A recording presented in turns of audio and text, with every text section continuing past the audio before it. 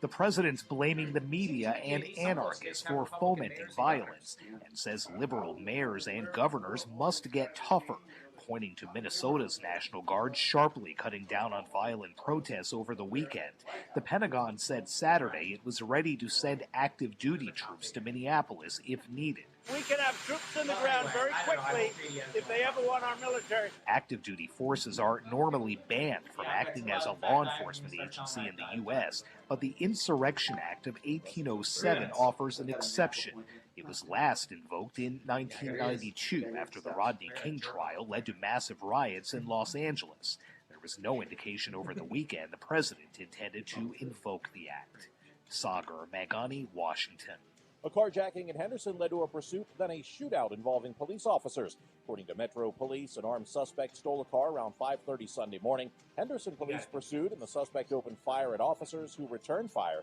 Police say nobody was hit. The pursuit ended, and police say the suspect was taken into custody. Today is June 1st. Leaked numbers show the economic impact of Nevada casino and business closures because of the coronavirus pandemic. With most businesses and all casinos shuttered through April, state regulators reported that monthly gambling tax revenues were down nearly 100% compared with a year ago.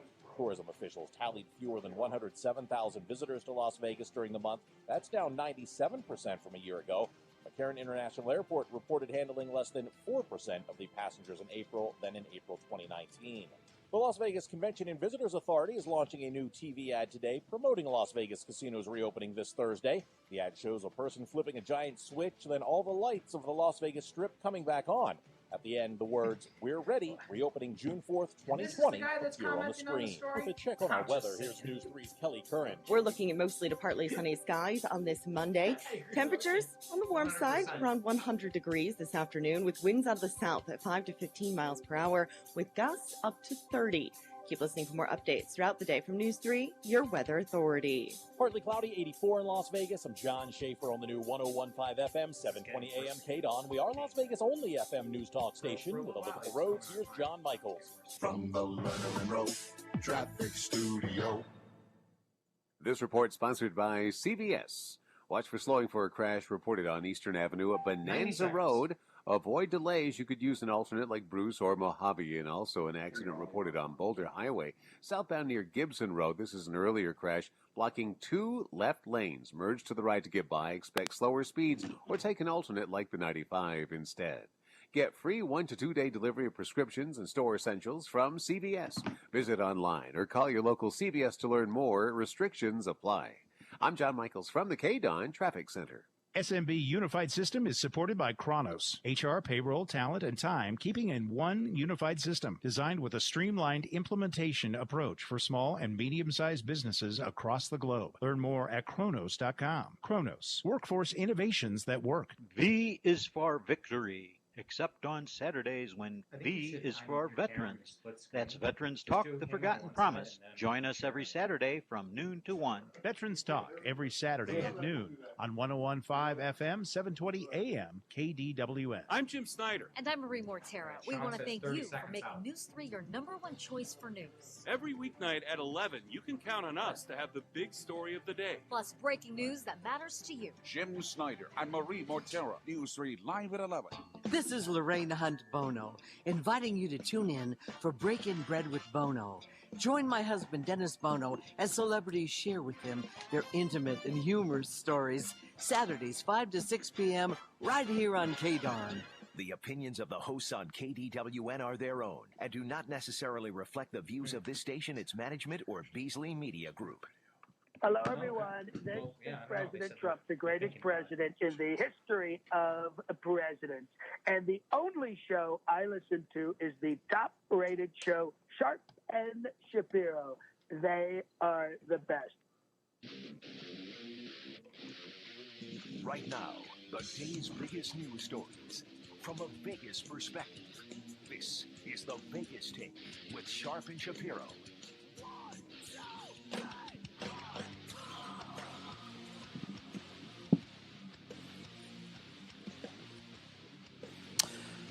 All right, what's up, Las Vegas? Good morning. Happy Monday. Coming at you live once again from the Brian Shapiro kitchen table into your living rooms, literally, ladies and gentlemen. Thank you for joining us.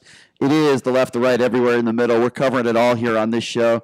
We're going to have a little fun. We're also obviously going to be talking about some very serious issues facing this country right now and talks on the riots. We'll get to that here in just a few minutes. Trump versus Antifa. Does he even have the legal power to label Antifa a terrorist organization? Well, we'll have the answer for you coming up here in just a few minutes. Colin Kaepernick saying he wants to pay the legal funds of all those that have been arrested in these protests. We'll get to that in hour number 2. Did you see the story of this grand wizard getting out of his car with a bow and an arrow, pointing it at protesters, and then his car gets lit up like a marshmallow? So we'll be talking about that in hour number 2. Just absolutely absurd.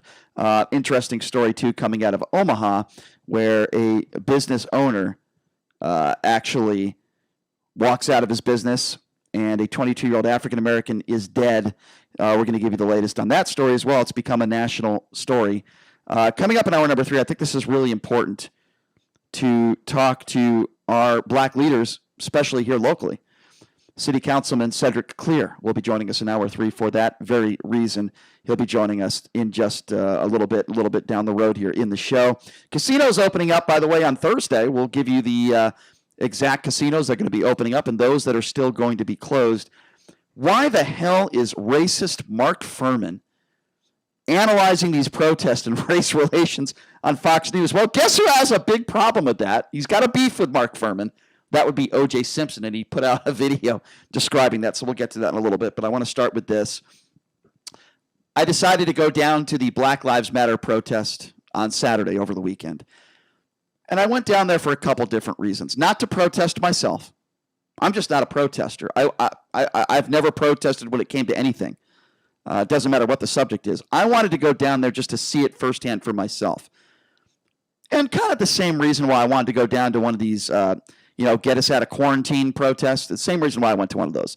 You can watch all this stuff on TV, but it does absolutely no justice unless you go down there yourself and you see it in person. Now, call me sheltered if you want, but I'm 40 years old and I've never seen a line of police officers with shields in person. I've only seen those images on TV. And I saw it in person on Saturday night, and it was shocking.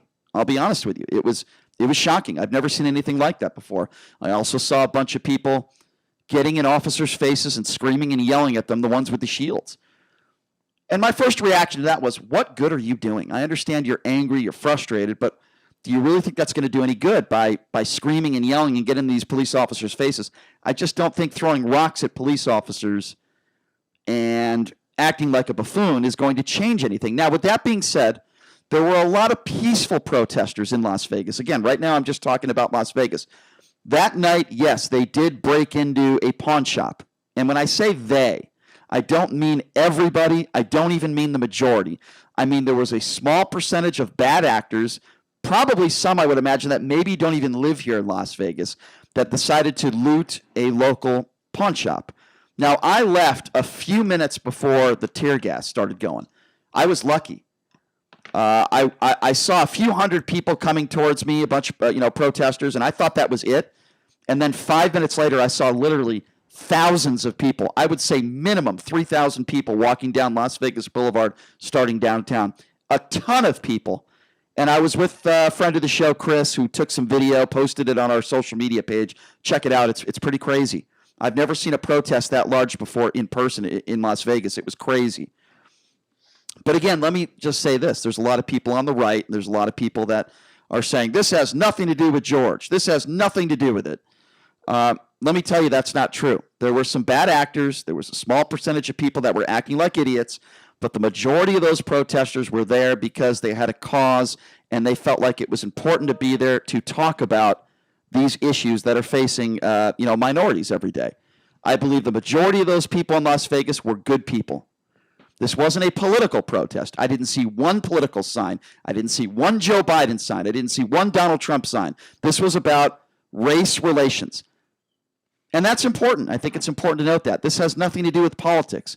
People are fed up. People are angry. Now, with that being said, that doesn't mean that it's okay to burn down buildings. Now, luckily, to my knowledge, none of that happened here. We did have some minor looting that was going on. But to my knowledge, this was not Minneapolis or other cities or L.A. The majority of the people did a good job. And as soon as I leave, I would imagine this is when the looting started because I didn't see any looting. Police, put out the tear gas and the rubber bullets, and I got out of there. There was some sort of looting incident at Easy Pawn downtown. Yeah. Now, I did talk over the weekend, guys, to the owner or the manager of Easy Pawn and asked him what happened and if he'd like to talk about it. He said no comment. But it was reported that there was some kind of damage done down there. At Easy Pawn. There was a Easy Pawn and also MedMen. There was a couple places on Fremont Street that were looted. And the reason that, in my opinion, that there wasn't looting and rioting, because across the country, every single protest during the day, and some actually turned into riots during the day, but almost every single protest during the day turned into a looting or a riot at night, is because Steve Sisolak did an outstanding job of getting the SWAT team involved in the National Guard before any of this really could take place. So I give Governor Sisolak a lot of credit for protecting Las Vegas, protecting downtown Summerlin, protecting Fremont Street by calling the National Guard.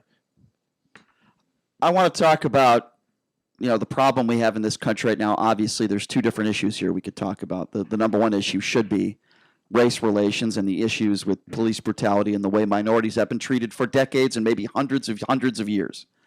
You won't hear about this very much on Fox News. You won't hear Laura Ingraham talk about this. You won't hear Sean Hannity talk about this. What you're going to hear them talk about is the looting and the rioting. Now, that's the other issue, but my opinion is very simple.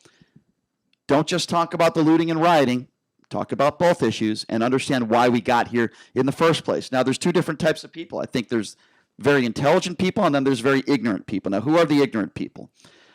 Well, certainly those 4 police officers in Minneapolis are ignorant, and I hope all 4 of them go to jail for a very long time. Any police officer who looks at someone based on race, skin color, and treats them differently than if you're white, you're ignorant. You're racist. That's number one. And then we have ignorant people on the other side. I think the majority of the protesters are good people that are there because they're angry, they're frustrated, they want their voices heard, and their voices should be heard. There's nothing wrong with protesting. But the ignorant ones are the bad actors, the ones that are looting, the ones that are stealing beer, the ones that are lighting buildings on fire, the ones that are screaming obscenities at police officers and throwing rocks at police officers. Those are ignorant people. We need to call out the ignorant people on both sides, the racism, the mistreatment, and then the rioters and the looters. They're ignorant people. Now, in between all those ignorant people on both sides, there are smart people. There are smart protesters. There are protesters and leaders and intelligent people that are just fed up. They're angry. They're angry with the way minorities, maybe themselves, maybe others, have been treated for hundreds of years with very little action. As proof of what happened in Minneapolis, as proof of what happened in the Ahmaud Arbery tape. So those are the smart people. You're acting as if Derek Chauvin was not convicted or was not charged with third-degree murder 3 days ago, well before. So I will get to that. These new riots took place, Brian. I will get to that. And the narrative was the only reason it took place in Minneapolis was because it took so long for him to be charged. So that's clearly that's not the case. So I don't know why. Clearly that doesn't make a difference. I don't know why you would think that. That's not what I was saying. I'm just giving my opinions on the ignorant people that are involved in all this and the smart people. I wasn't talking about that specifically. We will get to that, but that's not how I feel. So you're wrong. What I was saying was the smart people, are the people that want change, the protesters out there that want their voices heard. And then I do believe we have some smart politicians out there. I do believe we have some smart leadership out there. I do believe we have some smart police officers out there that are also upset. Many of those, I shouldn't say many, but some of those police officers were taking knees over the weekend. Some of those police officers were actually protesting with the protesters. That made me feel really good. That I do believe that there are police officers out there that care. I do believe that there are politicians out there that want action. I do believe that. I believe the mayor of Atlanta is fantastic. She is fantastic in the words that she has used. She's able, as an African-American woman, to call out the rioters and the protesters, and at the same time talk about why people are so upset. She's very articulate, and I appreciate her leadership there. I really do. So the point I was trying to make is that there are a lot of dopes on both sides, and there are some smart people on both sides. We need to call out those ignorant people, get them the hell out of there, and I want the smart people to be able to do their job, make change, because that's what this is all about, right? It's about making change so minorities don't have to suffer as they do suffer, I believe, every day. Now, do I believe all African Americans, when they leave their door, are they being hunted? No, I don't believe that. I think that's an extreme. But with that being said, something needs to be done here. And our politicians need to work to get that done. Our leaders need to work to get that done. Rioting, throwing rocks at police officers, swearing, that's a whole other issue. That shouldn't happen. It's wrong, and they're criminals, and they should be called out for that. You're not doing anything for your cause in the name of this man by doing that. In fact, you're doing the opposite, by the way. Now, as far as what you said about third-degree murder, first of all, I want to play a bit of audio for you because I want to play the police chief in Minneapolis. I think this is a very emotional moment on live television. So, as you know, a lot of people throughout the country, and I'm one of them, believe those other 3 officers have to be charged with something. They have to be arrested. It's taken way too long. So just because one officer has been charged, it's not good enough. We need those other 3 officers charged with something. All the evidence, they have all the evidence they need. Now, it's not the police chief's job to charge them. The police chief can arrest them. That's a very different distinction. And this is the same police chief, keep in mind, that fired those officers immediately. Now, this is a moment on CNN, and it's a moment that I think is very powerful, where you have a reporter on CNN that is interviewing the police chief while in her earpiece you have a member of the George family and Benjamin Crumb. Now, I think Benjamin Crumb is a buffoon. I think he's a race baiter. He does this every time. He's another Al Sharpton, but nonetheless, he is representing the George family. And you have a member of the George family, and you have a CNN reporter that's saying, "What do you want me to ask the police chief?" This is a very powerful moment. The police chief takes off his hat after being asked a question when he finds out it's through the George family. So I want you to have a listen to this. This is a Floyd family member talking through an earpiece to a reporter, and this is the Minneapolis police chief answering a question directly. A very emotional moment. Have a listen to this. This is the Floyd family right now? This is the Floyd family. To the Floyd family, being silent or not intervening, to me, you're complicit. So I don't see a level of distinction any different. Obviously, the charging and those decisions will have to come through our county attorney's office. Certainly the FBI is investigating that. But to the Floyd family, I want you to know that my decision to fire all 4 officers was not based on some sort of hierarchy. Mr. Floyd died in our hands, and so I see that as being complicit. So that is about as much as, and I apologize to the Floyd family if I am not more clear, but I don't see a difference in terms of the ultimate outcome is he is not here with us. And you don't see a difference between what Officer Chauvin did and the 3 other officers who, some of who kneeled down as well, but some of whom just watched. You see that all as the same act. Silence and inaction, you're complicit. You're complicit. If there were one solitary voice that would have intervened and act, that's what I would have hoped for. Unfortunately, that's what you would have expected from your officers, yes? Absolutely, and that did not occur. All right, so I'm just going to say this right off the bat. I give this police chief a lot of credit because I think he's being very honest and he's calling out those 3 other officers. It certainly sounds to me that he wants those officers held accountable and arrested. Why it hasn't happened yet, I have no idea.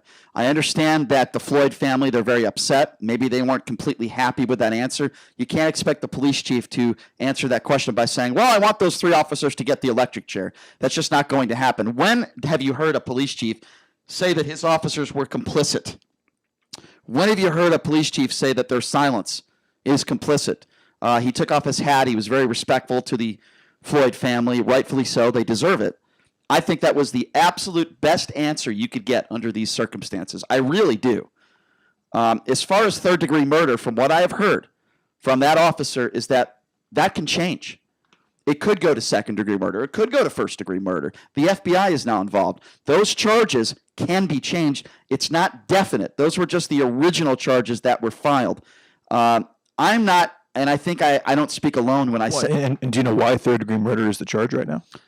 Well, the FBI is also investigating. Well, the autopsy came back and said that he did not die of strangulation, asphyxiation, or traumatic asphyxiation. That's not the verbiage that was used. No, that is the verbiage. No, it's not. And there's been a second. No, but the family has hired a forensic pathologist to do a second autopsy, and it's the same one that did the autopsy on Jeffrey Epstein. JD, this is very important, the verbiage of that autopsy. So I'm going to explain to you exactly why that's not true.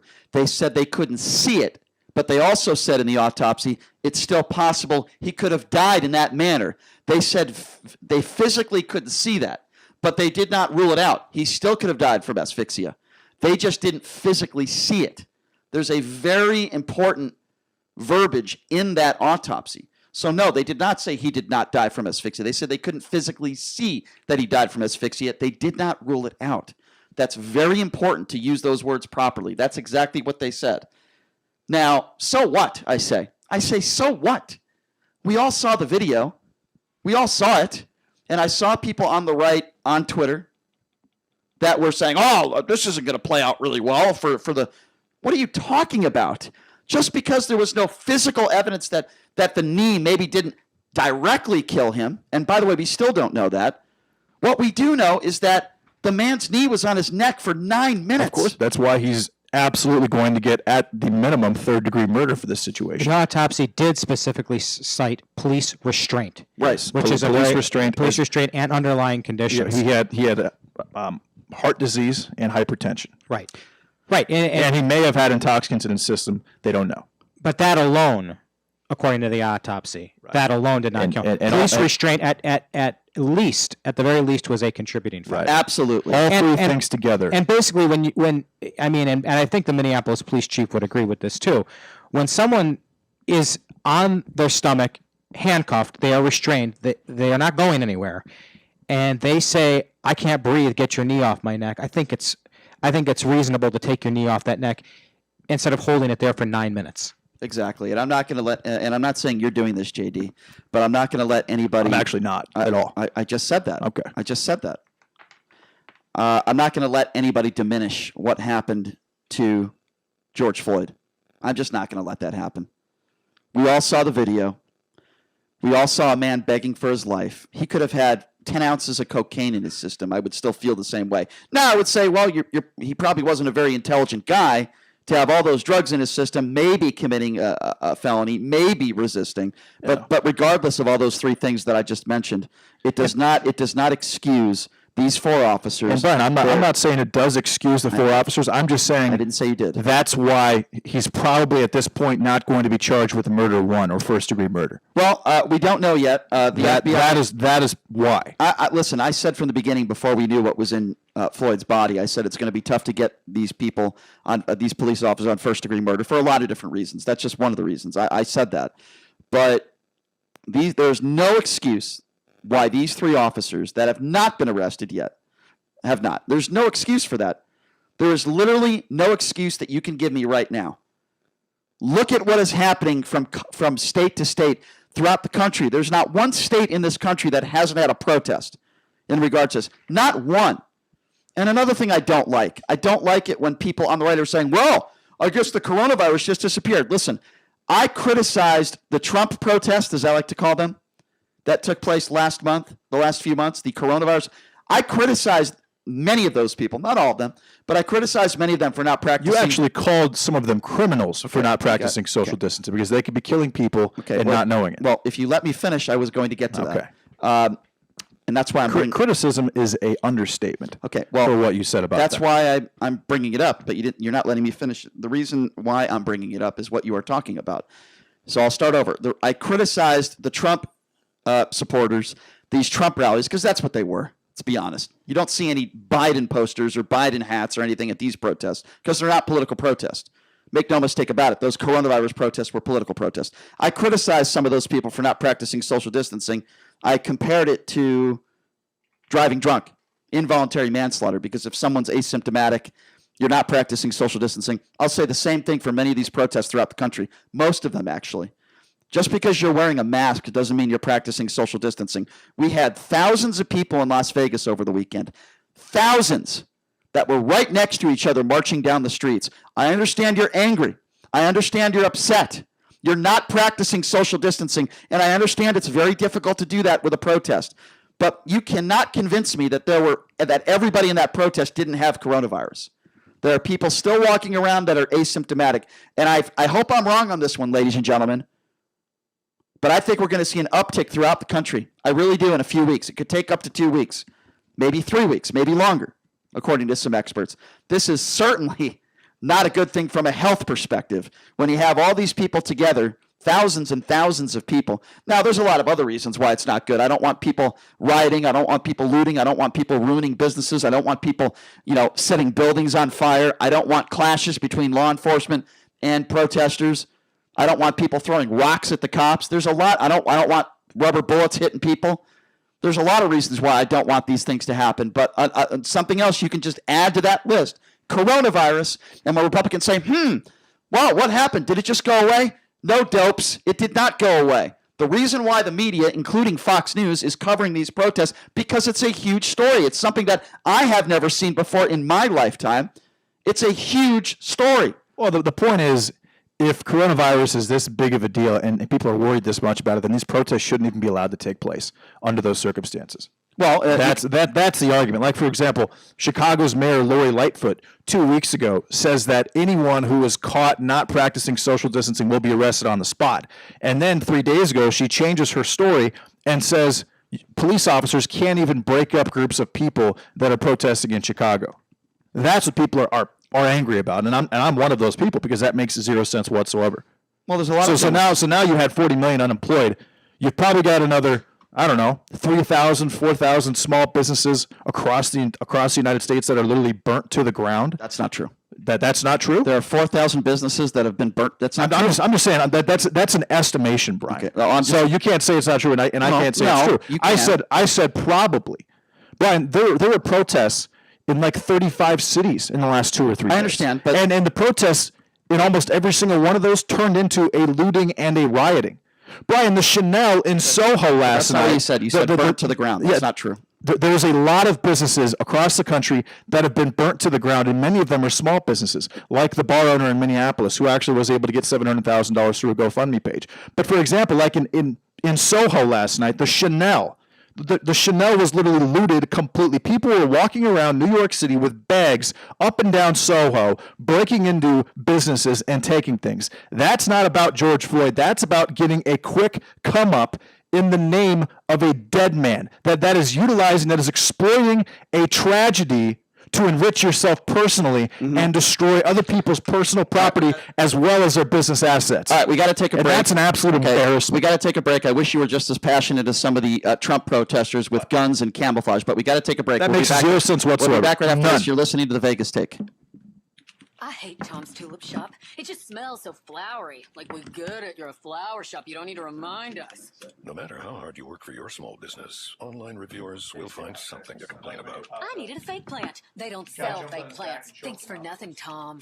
And while Progressive can save you from these trolls, we can help you save money on commercial auto and business insurance. Then he says, have a great day. I'll decide what kind of day to have. Get a quote online today at progressivecommercial.com. Progressive Casualty Insurance Company, affiliated and third-party insurers. Las Vegans are starting to leave their homes and get back to work. A sterilized business is more important than ever. Disinfecting Solution offers professional disinfecting and sterilization services for homes and establishments. For the next 30 days, they're offering Las Vegas businesses peace of mind for 10 cents a square foot. That is to ensure the health and safety of you, your staff, customers. Disinfecting Solution uses only hospital-grade products, killing 99.9% of all germs, including COVID-19. 866-800-7768 or disinfectingsolution.com.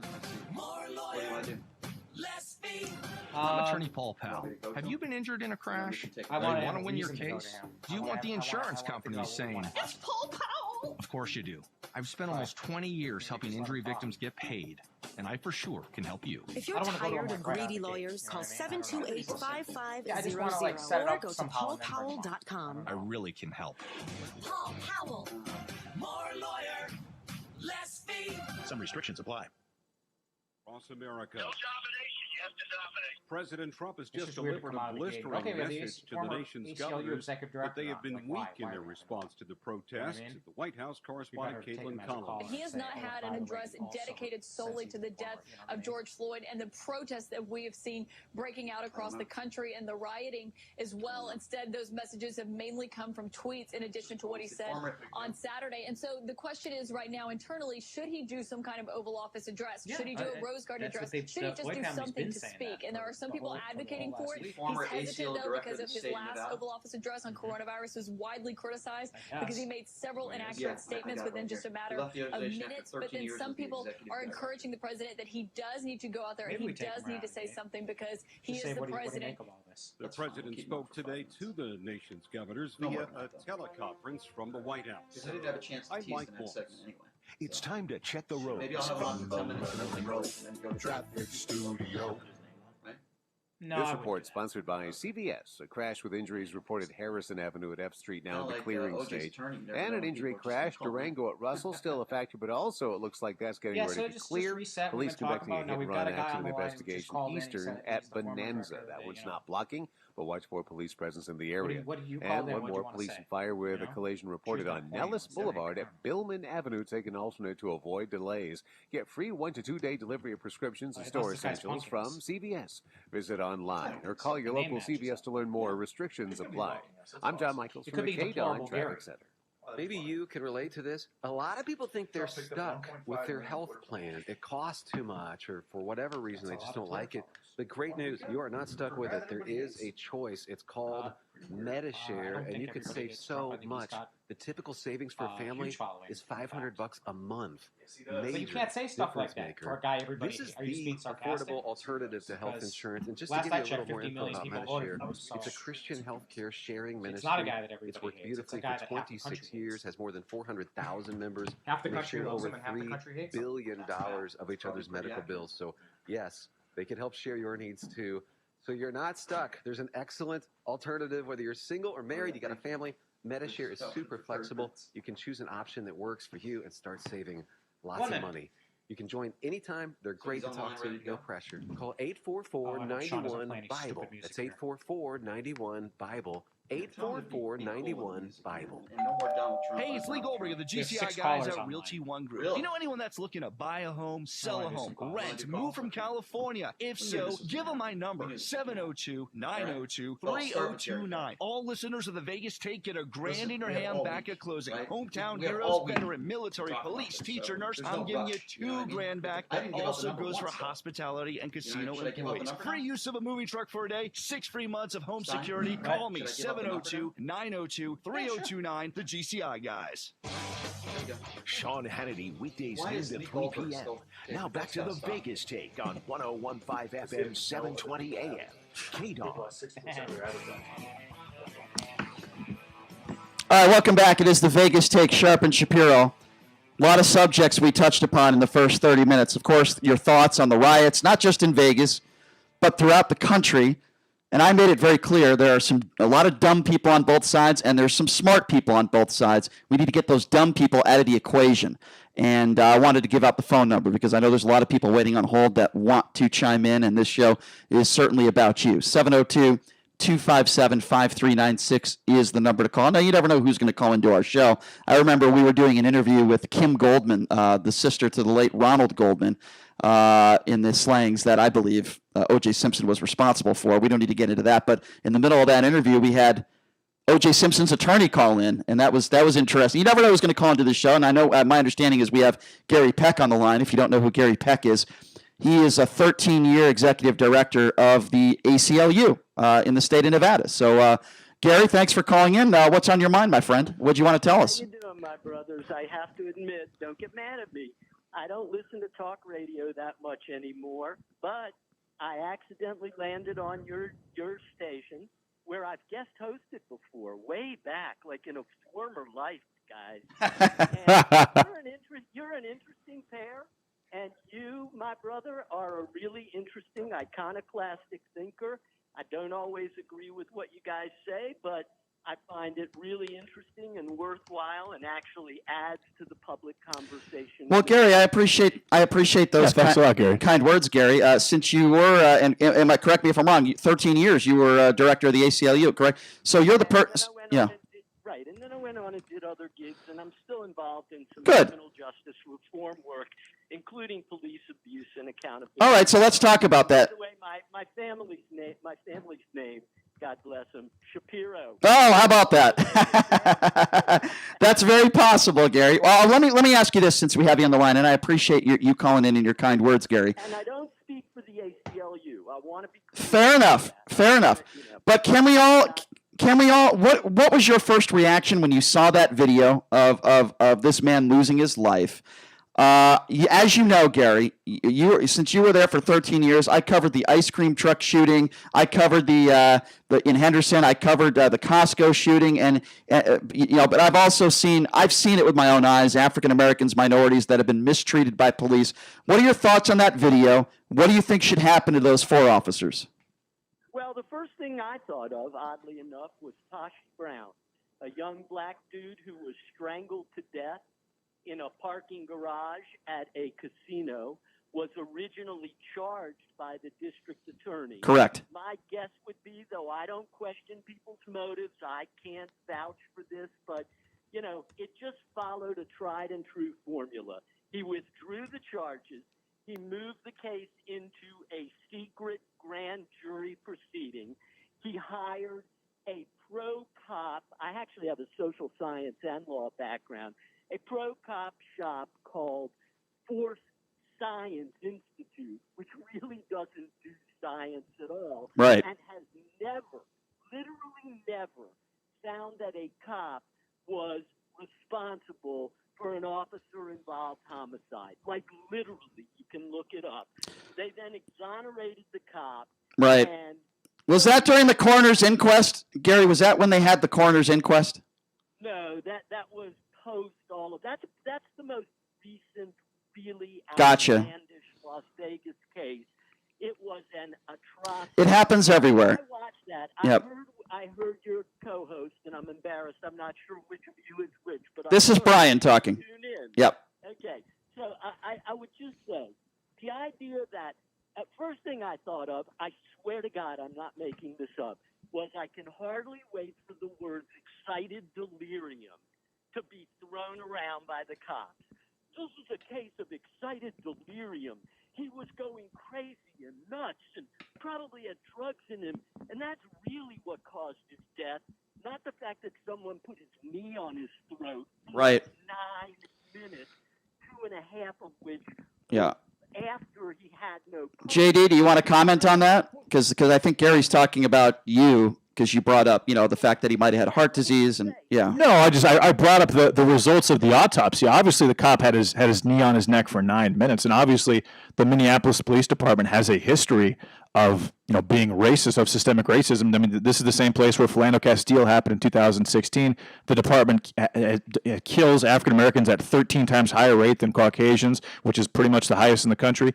But I'm saying the reason that he's not being charged with first-degree murder is because, as of now, the preliminary results on the autopsy are saying that he did not die of, that he may not have died of strangulation or traumatic asphyxia. That's all I'm saying. Yeah, if I may, the cause of death matters, but you take the person as you find them. If he had a heart condition and someone put their knee on his throat and he died because he had a heart condition, Exactly. and was strangled and was vulnerable, we call it the eggshell play. Agree. Eggshell person. Yep.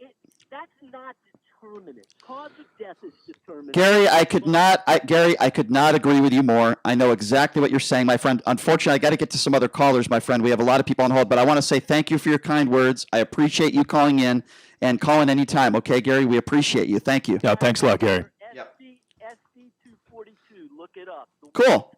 Cop bill passed. I will. Our state legislature unanimously. I want to make it clear, I'm not partisan. Unanimously passed. It's a disgrace. It's an embarrassment. It was a PPA bill. We'll look it up. Nobody opposed. We will look it up, my friend. Yeah, we'll check it out. Thank you, Gary. I appreciate you calling in. 702-257-5396 is the number to call. Let's go to Kevin. Kevin, you're next on the Vegas Take. Kevin, did we lose you?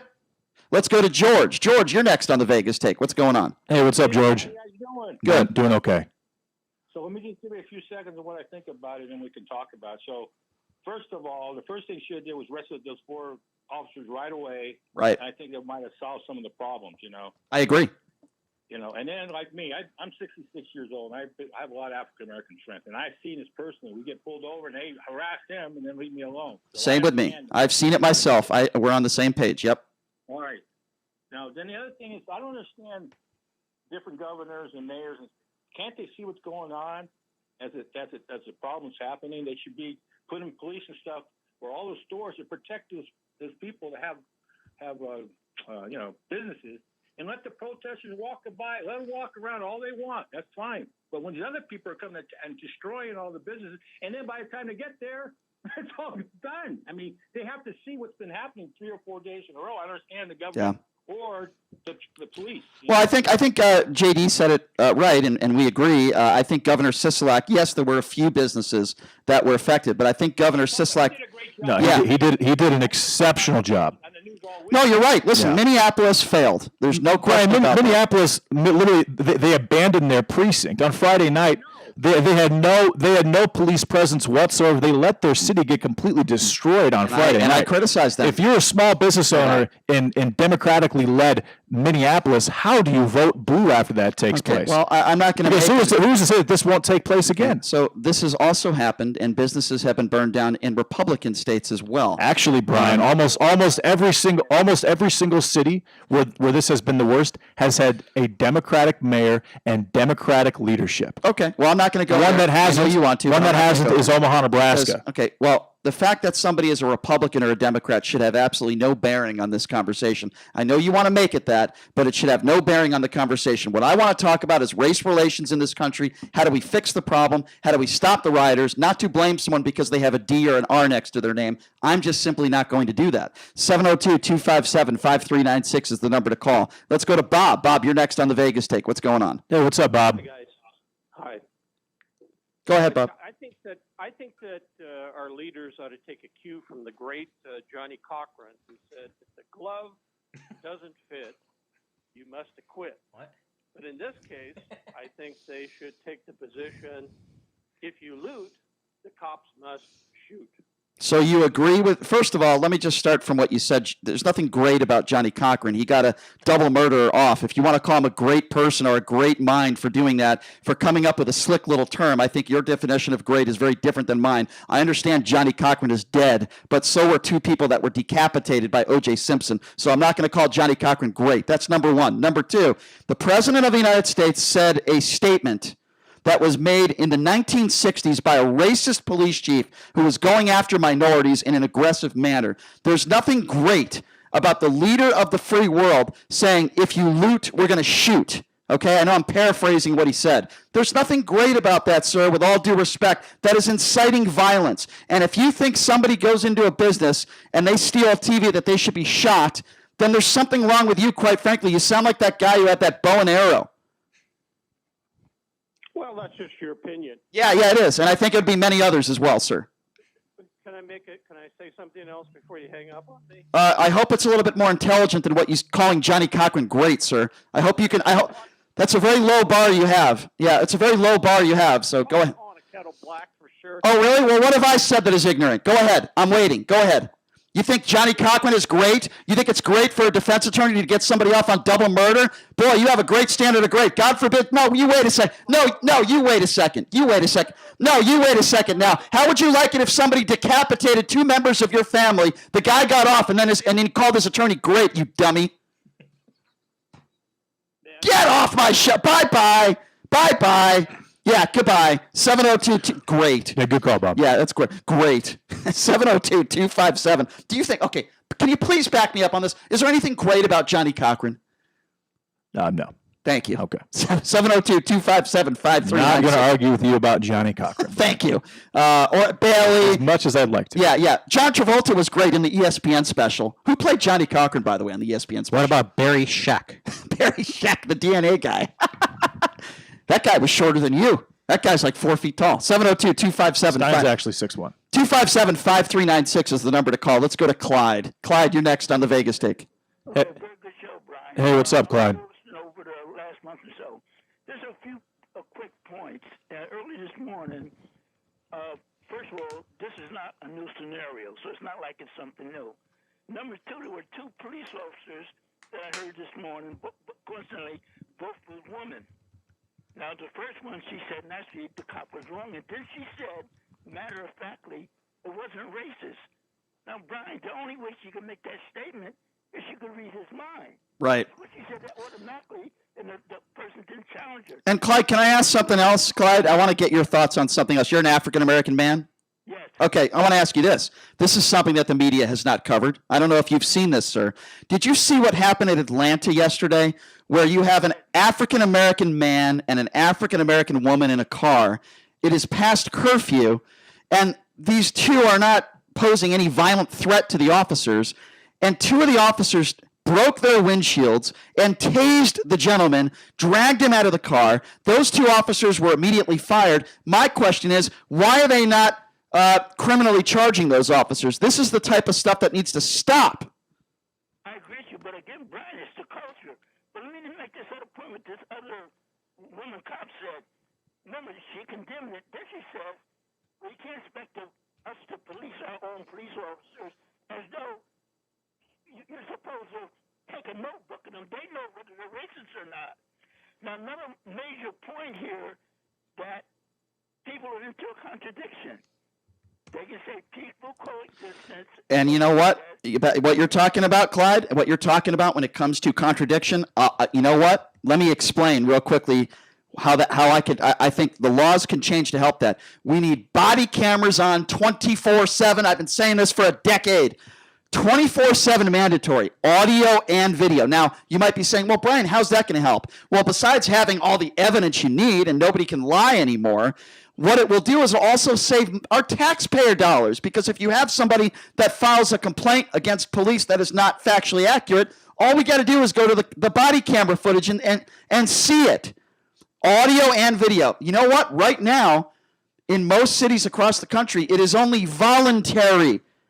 How many people at their job would voluntarily want a body camera on them 24/7? I would argue not many. It shouldn't be the police officer's decision. It should be laws that are put in place. They're allowed to put cameras everywhere, at traffic lights, everywhere. But when it's not convenient for them, that is when they don't want to put the camera on. I think in light of kind of what's happening, you can make the argument that it should be a little more difficult to be able to join a police force. Yes. There should be more vetting. There should be more mental vetting. There should be obviously different training protocols, but the pay should also be increased. I think that after a situation like this, I mean, because Derek Chauvin was one police officer in Minneapolis who murdered, whether it's first or third degree, he murdered George Floyd, and look at this massive backlash. I mean, that because these police officers, you're supposed to trust them. You call them protect and serve. Yeah, you call them when something terrible is happening to you. You're supposed to take it a step you're supposed further? to have that thought in the back of your mind that this person is on my side. I don't disagree with you, and I'll even take it a step further. And I think that police officers it needs to be a more esteemed position. But with that, comes a pay increase. I don't disagree with you, and I'll take it a step further. I had a conversation with a friend of mine over the weekend about exactly what you're talking about. I think every police officer should not only have a high school diploma. That's not enough because they have too much power. You have to have a college degree. I want educated, intelligent people to be police officers. Now, with that would come scholarships. If you want to be a cop out of high school, I think there should be programs put in place to give you scholarships. I think you should have to take an IQ test. I really do. And, I know they do all the background checks, and obviously you can't be a felon and be a police officer. I get that. But I do think we need to hold officers to a higher standard as far as intellect, and as far as education. Well, and this guy wasn't exactly top of the line. He worked at strip clubs. He worked at restaurants. I mean, he was. He's an idiot. He was probably the lower tier, as far as police officers go. Obviously, based on the places that he was asked to protect. He should have never been a cop. We all agree on that. 702-257-5396. Let's go to Sarah. Sarah, you're next up on the Vegas Take. Hey, what's up, Sarah? Hi, I live here in Las Vegas for 19 years, and I just wanted to say the eggs, because I've got 5 rods in my neck and 19 in my back. So if somebody threw me on the ground like him, I would be at least paralyzed, possibly dead. Yeah. Yep. And not only that, I'm 10% black and 90% Jewish. So I have had several run-ins with police just as a normal person. But I had my ex-husband is somebody here in town that knew several cops and judges here in town. So he attacked me after we were divorced, and I was harassed on social media by white cops saying, "Oh, these are false police reports," Right. all this kind of stuff. And, to where when I was going around town, I was getting pulled over for just no reason, basically. So you think it's your ex-husband and his connections to law enforcement the reason why you were harassed by police? Definitely on Facebook, because they were putting it right Well, on. let me just say that is absolutely horrible. I'm so sorry you've had to go through that. I just want to touch upon what you said to start the call. And you're right. Everyone has different health conditions. For example, there are people with heart conditions out there, and if they're tased, they could die. And by the way, that has happened before. Now, listen, I would rather have a police officer tase somebody than shoot somebody if possible, but I totally understand your point. We cannot focus on George Floyd's health conditions. We need to focus on what the officers did that put him in that position. Correct. Yeah, because when I heard that, I just thought, we can't be focusing on that at all, because if you saw me walking around, it's not like I'm on, it's been 5 years since the surgery. So it's not like I'm in a walker or anything like that. You wouldn't know unless you saw all the scars on my neck and back. Sure. Well, real quickly, yeah. Yeah. Well, let me just, I know exactly what you're saying, Sarah. Let me just say this. I'm sorry that you've had to go through that. And I think that's a perfect example of, yes, we're talking about minorities. Yes, we're talking about police brutality and how they treat minorities. But it's not just minorities. It's also other people out there like Sarah. Police can also mistreat others. Just because you're not black doesn't mean you can't be mistreated by police. I'll tell you, one time in about 2014, I was taken down by 3 police officers. I was in a chokehold. I had to yell at somebody that I was with to get this thing on camera. And I think had they not gotten that on camera, the chokehold wouldn't have stopped. I'm telling you that there is some truth to the fact that there are some police officers who just weren't great athletes in high school, who have a little insecurity or they have a chip on their shoulder that they'd like to, I guess you could say, express on some people that they're I guess dominated under circumstances. Wait a second, if that's the case, why is not a police officer? There are some police officers that do become police officers so that they can just do things like that. I'm going to tell this story real quickly because I know we got to get back to the phone lines. 30 seconds. I was on a date. I was following my date to a sushi restaurant. I was pulled over on Tropicana. The cop said, "Give me your ID." I said, "Officer, I don't have to show you my ID until you tell me what I did wrong. Can you please tell me what I did wrong?" He says, "Get out of the car." He grabs my shoulder. He pushes me out of the car forcefully. He puts my hands behind my back. He puts handcuffs on me. He tells my date to go home. I don't know what else he said to her, but she left. I don't blame her. And then after 5 minutes... Probably didn't take much convincing. Maybe not. That's another argument. But he looks at me and he says, "We have reason to believe that your car's been stolen." First of all, who would steal an 04 Hyundai Elantra? That would be my first question. And my second question was, "Officer, just look at my damn ID. It's my car. It's registered in my name." After being handcuffed for 10 minutes, and I didn't resist. If I resisted, who knows what would have happened? Maybe if I was black, maybe he would have done something else. Maybe he would have tased me. I don't know. All I know is the officer was a son of a bitch. And that guy should not be a police officer. If I ever saw him again out of uniform, I would tell him that. 702-257-5396 is the number to call. Let's go to Wayne. Wayne, you're next up on the Vegas Take. Hey, what's up, Wayne? Hey, good morning, you guys. This is interesting. I'm liking this morning. It's good conversation. A couple weeks ago, I got on the radio with you two, and you said that if I'm convincing enough that if I was telling the truth, you kind of want to hear it again a little bit. This will really calm your heart, Brian. I'm serious. Your voice definitely calms my heart. I'll be honest. Okay. I'm the one that was assigned to USS Mercy and found the coronavirus here in the United States, part of a military crackdown. Okay, now I'm not calm. Now I'm not calm because you're talking about coronavirus, and we're not talking about coronavirus, and we got to get to the other calls. I apologize, Wayne. You calmed me there for about 6 seconds, and then when you said coronavirus, that's where you lost me. 702-257-5396. Alex, you're next. I think you've Alex, what's going on? Wayne. Hey, Alex. Yeah, I was getting real calm there. By the way, Brian, I know for Hyundai, it must have been the lemonade stand. Wasn't making much money. Yeah, the one who's a junior in high school. Yeah, I had that car for a while, but I now have a Dodge Charger, a new Dodge Charger, so I'm doing much better. It's a bigger lemonade stand. Listen, I definitely agree with you, Brian, on the cop issue. There's definitely some bad people out there. I know that for a fact. Absolutely, there's no doubt. I really appreciate that. I appreciate myself that I actually agree with you on something, which is getting the cops to have to go through some education. And I'm not talking about none of this cultural education, meaning what culture, learn about the background of the civilians. No, I'm talking about what you're saying. Get an education so that you're an intelligent individual that understands what the civil rights are of people. Yeah. Those two individuals in the Atlanta over there, I think you were telling me there were two individuals in cars. Yes. Yes. Yep. Those people, those are the ones we're talking about. That's what a lot of people are protesting. Exactly. However, here we go. And Brian, after I probably made you happy. I agreed with you. Here goes the part that you're probably going to get mad.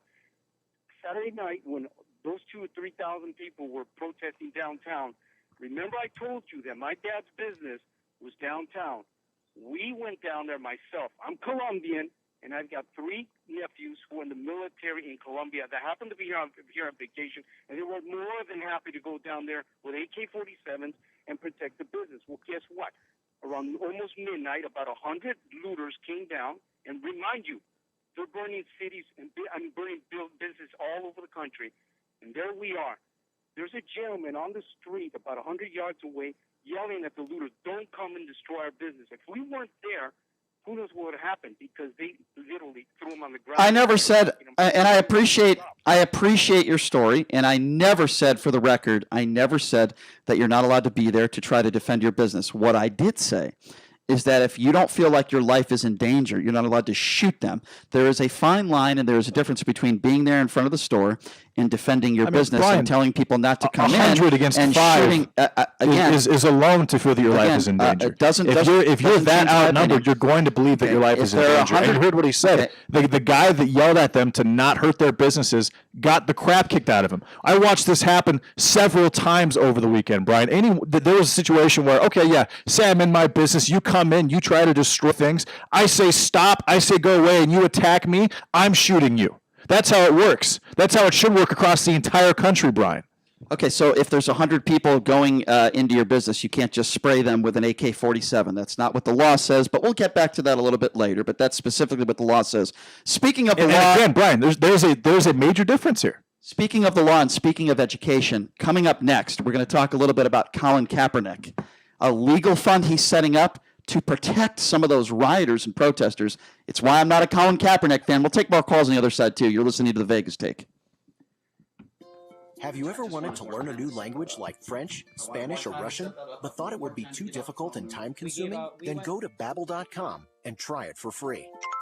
Babbel works because it's built around real life. It teaches you everyday practical conversations that you will actually use. In 15 minutes a day, you'll be on your way to speaking a new language in just a few weeks. Babbel uses a modern conversation-based technique that makes language engaging, fun, and memorable. It starts by teaching you words and phrases. Then, sentences gradually get more complex. Soon, you're practicing short conversations about real-life topics. Babbel is created by language experts who use the spaced repetition method to help you learn quickly and remember what you learned. With Babbel, you can speak a new language. Babbel. Language for life. Now try Babbel free. Just go to Babbel.com or download the app and start learning a new language today. That's Babbel.com. Babbel.com. Moving and eating better every day can help make you and your kids healthier. Search We Can online to find out more. A message from the Ad Council, HHS, and NIH's We Can program. Are you looking for smoke-free housing? Visit GetHealthyClarkCounty.org for a list of 50,000 smoke-free units available. Your home for Sean Hannity, KDWN Las Vegas, KKLZ HD2 Las Vegas, a Beasley Media Group station.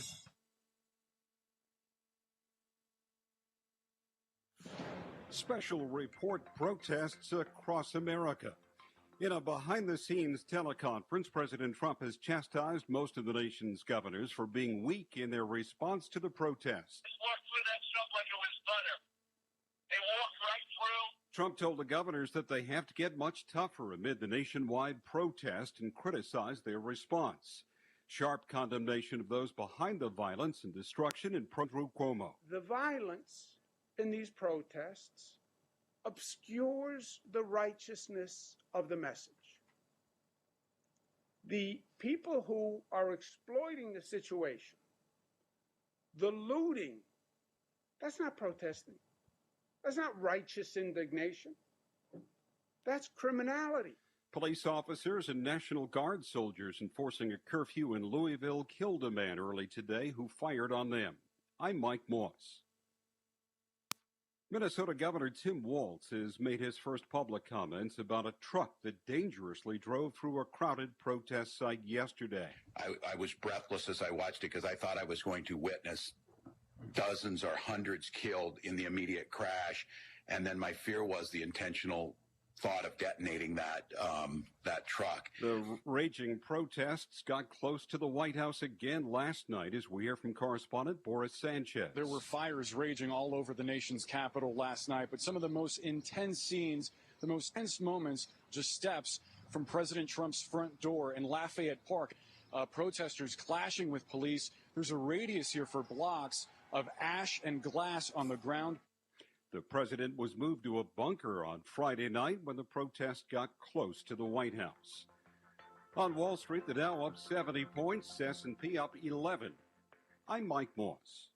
It's time to check the roads from the Letterman Road Traffic Studio. This report sponsored by CVS. Slowing for the crash on the 95 northbound near Cheyenne Avenue, blocking the right lane. Stay left to get around. Also an accident on Nellis Boulevard, south of Harmon Avenue. Avoid delays there. Take an alternate like Boulder Highway or Mountain Vista instead. And a crash on Torrey Pine, south of Blue Diamond Road. Get free 1 to 2 day delivery of prescriptions and store essentials from CVS. Visit them online or call your local CVS to learn more. Restrictions apply. I'm John Michaels from the KDON Traffic Center.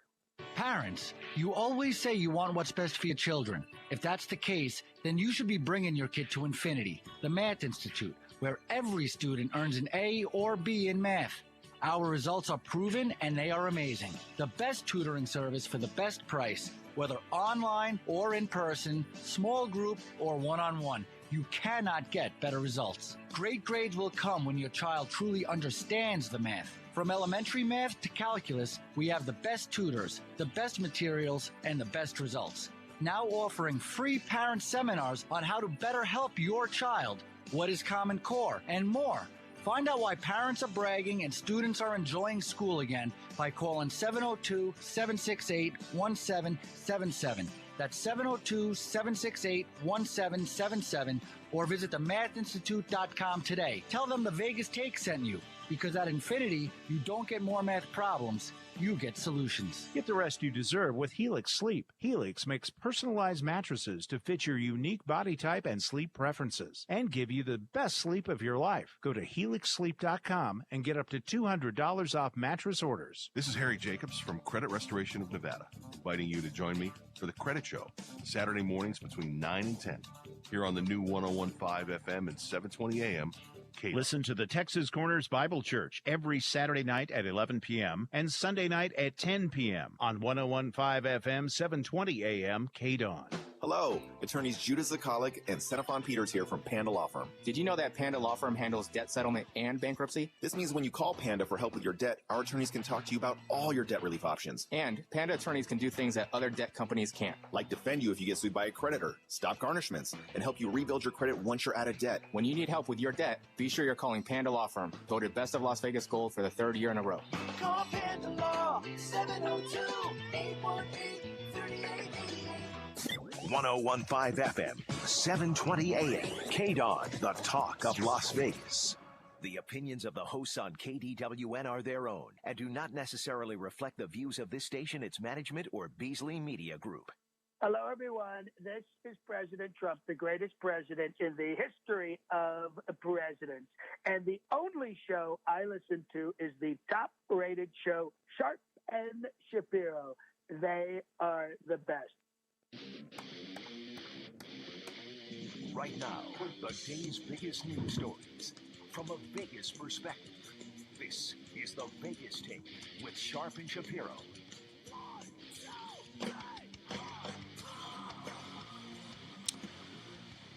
All right, welcome back. It is the Vegas Take, Sharp and Shapiro, the left, the right, everything in between. That's what we try to do here on the Vegas Take.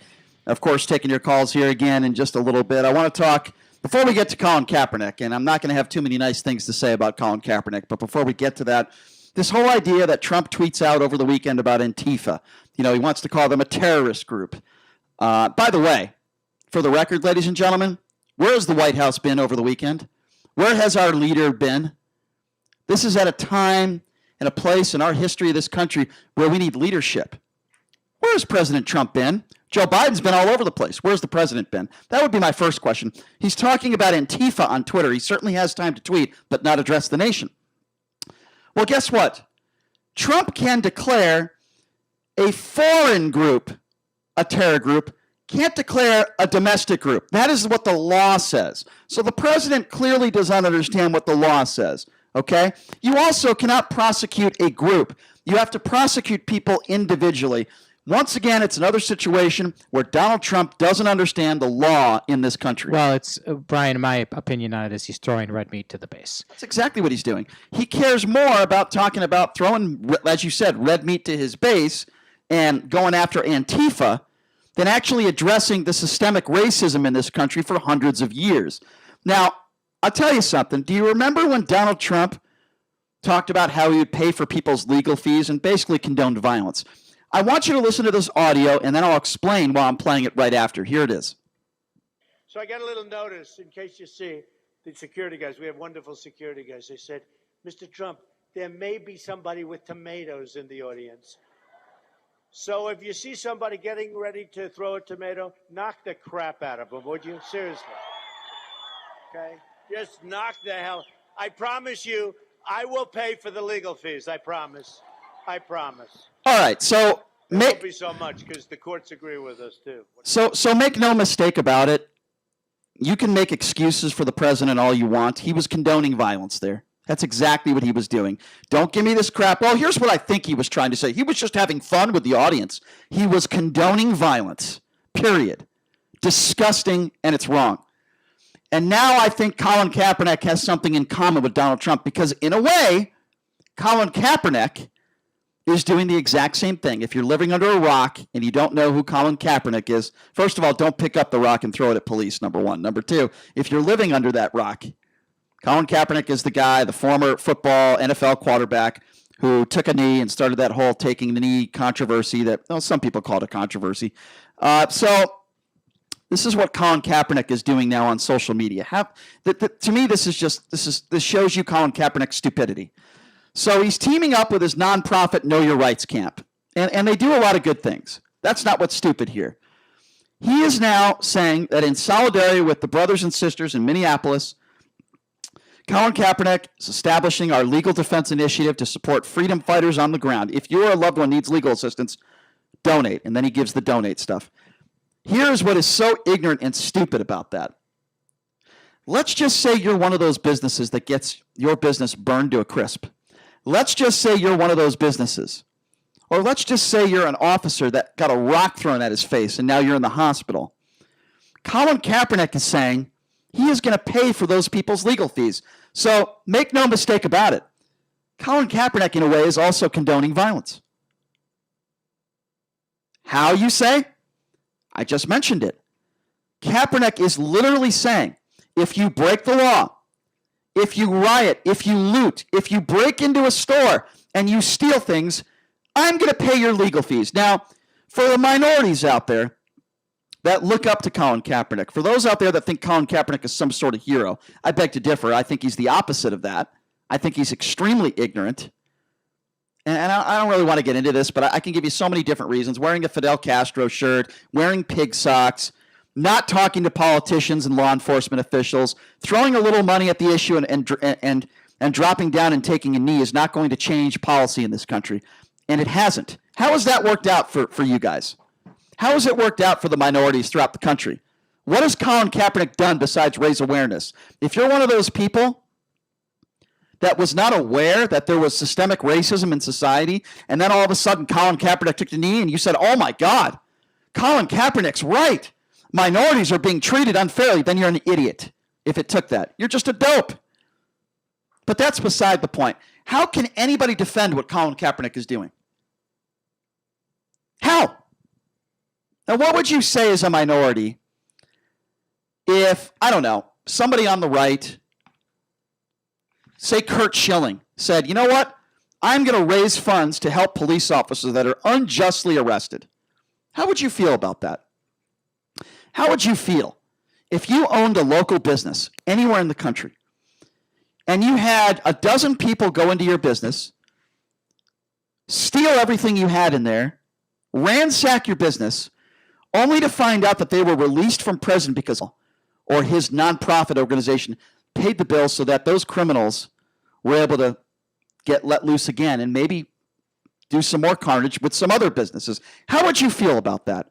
How can anybody, and I mean anybody, defend Colin Kaepernick when it comes to this issue? Now listen, if you want to defend him and you disagree with me and you think what he's done is fantastic and raising awareness, separate subject. If you think him taking a knee is a great thing, fine, no problem. You can have that discussion. It's a matter of opinion. I would disagree with you, but it's a matter of opinion. That's fine. I don't have any issues with that. It's very simple. What I have an issue with is anybody. It could be Colin Kaepernick, anybody. Anybody's defending the rioters and the looters, and in this case, it's more than just defending. It's literally paying for their defense, paying for their legal defense. So what I would ask Colin Kaepernick is, if you don't think it's okay to burn down businesses and you don't condone violence, why are you paying for their legal fees? Can't your money be put forth to maybe the Floyd family, or maybe to those racial injustices that have suffered, or maybe those that you think are in jail for nonviolent crimes that deserve to be let free? Don't you think your money could be well spent in other categories? Is there anybody out there that could defend Colin Kaepernick when it comes to this stuff? This pisses me off.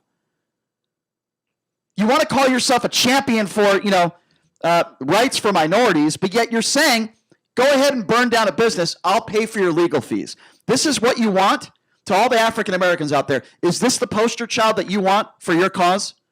I'll pay your legal fees. If you go into a shop, a mom and papa shop that has been in business for 30 or 40 years that are good people, and you go in there and you loot and you steal and burn down their business, no problem. I'm Colin Kaepernick.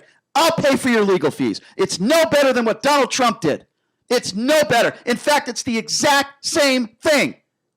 It's the exact same thing. Because you're defending violence. And you're giving those people an avenue. Oh, I can go into a store and I can do this because Colin Kaepernick's got my back. It's the same thing Donald Trump did. I can go into a Donald Trump rally, and if I see a liberal or a Democrat throwing a tomato, I can attack them because Donald Trump has my back. It's disgusting. And they should both be called out. And this has nothing to do with taking a knee. This has nothing to do with the actual subject that we are talking about, which is police brutality and what minorities have to face every day. It's about a football player who is an idiot, a former football player, who is deciding to defend criminals.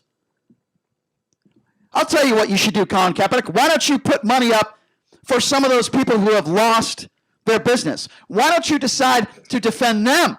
But no, Colin Kaepernick won't do that. There are plenty of African Americans that own businesses throughout the country, and their businesses have been ruined. So again, I say to Colin Kaepernick, why don't you put up a fund for them, not the criminals? I want to take some phone calls. Let me give out the number, 702-257-5396. Again, that number to call if you want to be a part of this program, that number is 702-257-5396. And I just want to pose this question to the listeners out there.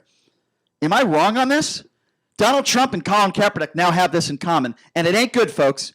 It ain't good. It's not athletic ability, okay? It's not that. It's not how good they are on the golf course. They are both condoning and saying it's okay to be violent. Donald Trump did it at his rally. He said he'd pay the legal fees to rough people up. It's wrong. I don't care whether you're a Republican or a Democrat. And what Colin Kaepernick is doing is wrong. I don't care what the color of your skin is. What Colin Kaepernick is doing is flat out wrong. I'm going to pay for their legal fees. You can burn up a building. You can loot. And I'm going to pay for your legal defense. It's absolutely disgusting. 702-257-5396. Yeah, and a lot of businesses that were destroyed in Atlanta were minority owned. A lot of businesses destroyed in Minneapolis that's my point. were minority owned. That's my point. And then it was kind of funny. There was a celebrity. It was a basketball player. I think his name was Chris Palmer. But they were just 189 person low income housing unit was being destroyed in Minneapolis, and he was advocating, hey, burn that down. But then a couple days later, when the protest got to Beverly Hills, which is where he lives, he was like, no, you don't come in, take a protest somewhere else. It's almost like during this process, it's okay to destroy these communities that have minority-owned businesses. Listen, And that the have majority of housing. people aren't saying that. It's Colin Kaepernick I'm talking about. Colin Kaepernick's calling for a revolution, though. Well, he's just an idiot. And a lot of people are. Well, he's an idiot. Because would you agree with me, though? Of course, but what the events of this last weekend have kind of proved is that there is a legitimate uprising in the United States of people that are extremely entitled and want things given to them. I understand. And want to take things from other people. But this is important. Hard-earned things that they have earned. But this is in the name of basically communism or socialism. But this is important, and I want to ask you this. And that's why this looting took place, and that's why so many people are behind it. And I'm tired of Fox and CNN at midnight or 11 or 10 calling these the protests. Those aren't protests. The 10 p.m., the 11 p.m., the midnight, the 1 a.m., the 2 a.m. Well, that is looting and rioting, and that is spreading the wrong message. I understand. I want to stay on this topic, though, when it comes to Colin Kaepernick, but I want to ask you this question. I think it's very important. I've called out Colin Kaepernick. There are a lot of Democrats out there that support Colin Kaepernick to end, and they won't say one negative thing about him. Can we agree that what Kaepernick is doing and what Donald Trump did? We played the audio. I don't know if you heard it. We played the audio of saying, if you rough blah, blah, blah up, I will pay your legal fees. They are hand-in-hand condoning violence. Can we both agree on that? Again, I didn't hear the audio, Brian. 702-257-5396 is the number to call. Let's go to Aaron. Is it Aaron that's first up? Aaron. Go ahead, Aaron. What's on your mind? Hey, what's up, Aaron? Hey, I actually made it out to one of the protests over the weekend where it was on the Las Vegas Strip in front of the Miracle Mile. Mm-hmm. And it was actually a very beautiful, diverse, and peaceful event. I was there from 2 p.m. to about 5 p.m., handing out ice cold water, recording everybody's signs, giving them high fives, and it was a whole lot of love. And I just really want to stress how diverse it was that day. I wasn't there for any of the madness that may have happened at the end of the night. Yeah. But by the beginning of the day, it was one of the most beautiful displays that I've ever seen. Well, I'm glad you're describing that, Aaron, because, first of all, this is not Minneapolis. From what I've heard, there have been a lot of peaceful protests here in Las Vegas. Yes, there were a couple businesses that were destroyed. Yes, there were some bad actors. There's no question the majority of the people that have been protesting in Las Vegas are good people that just want their voices heard.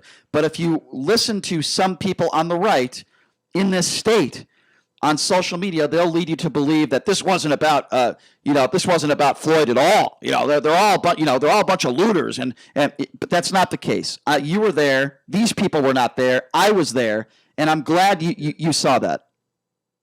Yeah, it was great, and the narrative is definitely getting changed. You're right. This is in Minneapolis. So this is Las Vegas, and I think that we came together strong for several different large-scale events like this. And this one right here, I was my first time ever personally being involved with, and it definitely won't be the last. And it was beautiful. Black, white, Asian, Latino, everybody was there and united for George Floyd. And I think a lot of people learned something that afternoon. I hope so. Aaron, you know what gives me goosebumps? Not just what you're saying, but you did see this, I'm sure. There were police officers, not just in Las Vegas, but throughout the country in certain areas that were actually protesting with the protesters. They were walking with the protesters. There were some police officers that were kneeling. There are some good people out there, cops and protesters, that were able to speak respectfully to one another. I think those are really important stories that we need to cover. Amen. Yeah, Aaron. Yeah, absolutely. I've seen it as well. Absolutely. Aaron, I appreciate you calling in, man, and sharing your story. Thank you. Yeah, thanks for calling, Aaron. Yeah, and thank you for being one of those peaceful protesters. We appreciate you for doing that. 702-257-5396. Let's go to Miles. Miles, you're next up on the Vegas Take. What's up? Hey, what's up, Miles? Hey, thanks for taking my call. Appreciate you guys. Sure. I see you all the time. Thank you. Hey, so I got a couple of comments. First comment is I was watching the news and I noticed that the protesters that were meeting at Mandalay Bay had met with a couple of Metro platoons that were walking side by side with them. And then the news conference, it basically showed, looked like the two sergeants talking with the protest leader. And at the end, it sounded like maybe they were giving some sort of parameters. If you want to peacefully protest, we're here. We're walking with you side by side. We're here to protect you. And they fist bumped each other at the end of the conversation. And it was peaceful. And then it turned violent towards the end. But again, showing how Metro has done a wonderful job when it comes to trying to bridge that gap and reaching out to different minority leaders within the police department for years to try to change the culture. What you just said, Miles, is so important, right? And I'm sure you'll agree with me. We need more, and I'm not just talking about Las Vegas, and I agree with what you said about Metro here. They have handled it very well.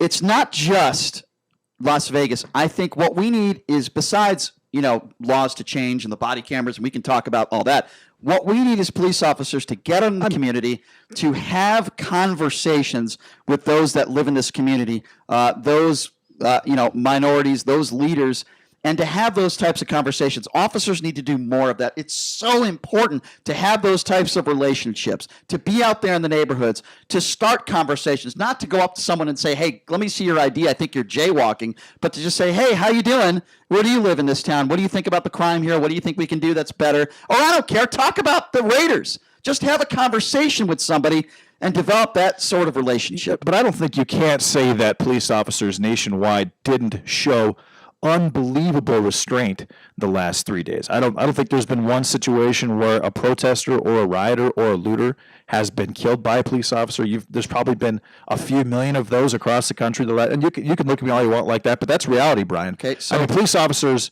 while their cities were being literally destroyed, no one was killed.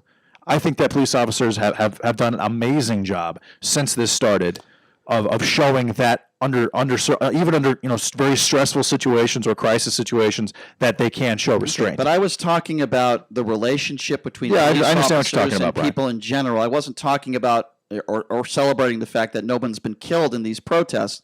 And by the way, I will also add, and here's where I disagree with you, just because nobody has been killed doesn't mean there hasn't been situations where police officers have assaulted people. It happened in New York where a rookie cop assaulted someone for no reason. It's on video. He has since been fired. And there are two officers in Atlanta that I mentioned that tased an individual in a car that did not pose a threat to officers.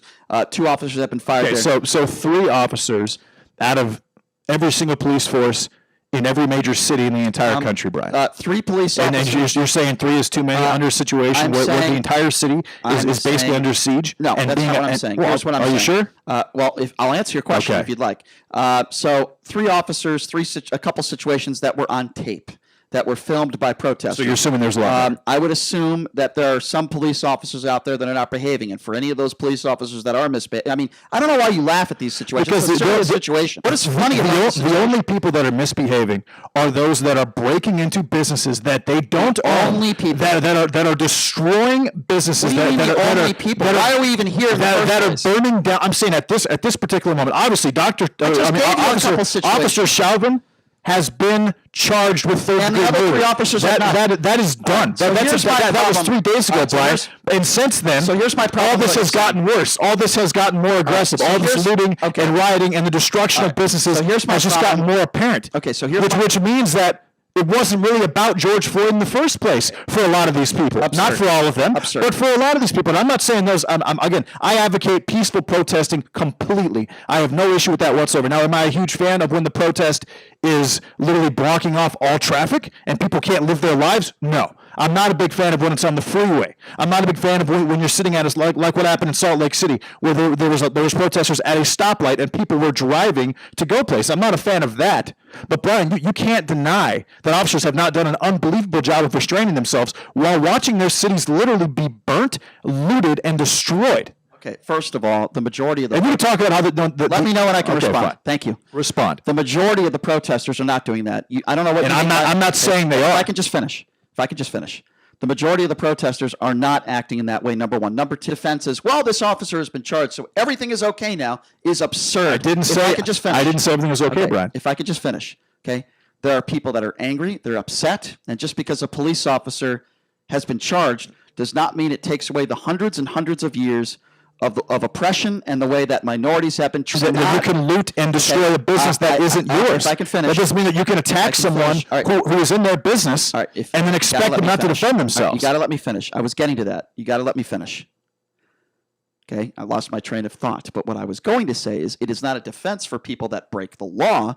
Sure, absolutely that the only people that have been misbehaving here are the rioters and the looters. It's just simply not factually accurate. One of the main reasons why we got to this point is because across the country, I'm saying the last 7 because you're taking what I said out of context.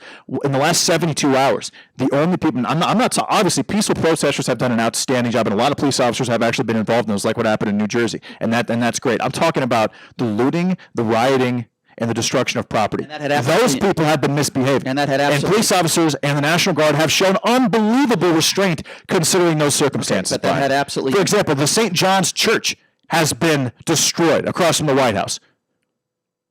The Washington Memorial was vandalized. I mean, a lot of historical landmarks. The College Football Hall of Fame in Atlanta, Georgia, was vandalized and looted.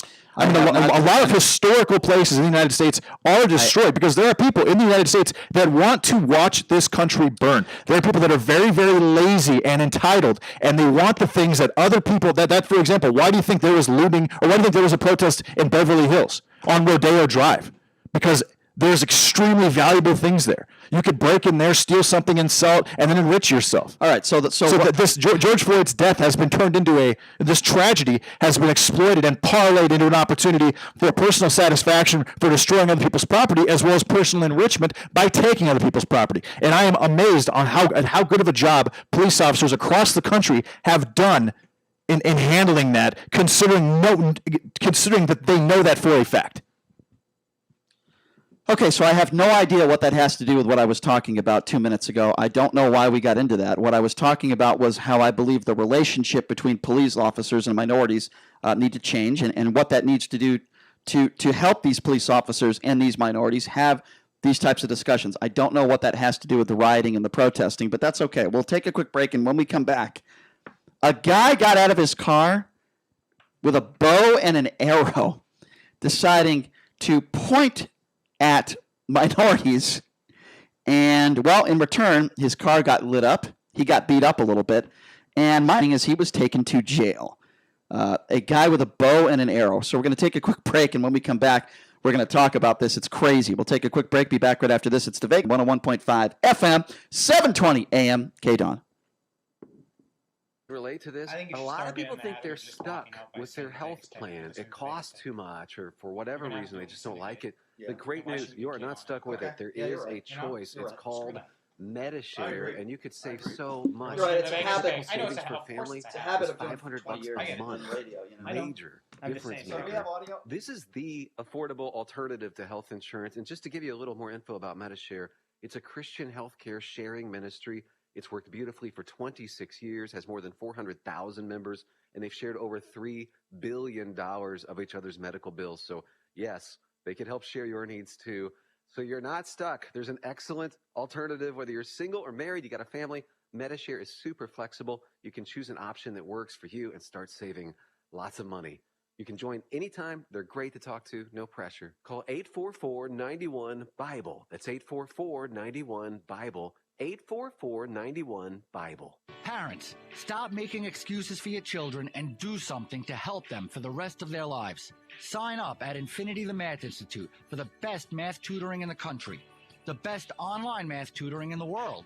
We help struggling students excel and help successful students get to the next level. We are also here for parents, offering free seminars explaining what your students are learning, why it seems different from what you learned, and how you can help your child do better. We also offer super affordable SAT prep classes on Fridays before our super popular Friday Fun Nights, where students and parents meet like-minded and driven families in a fun and constructive atmosphere.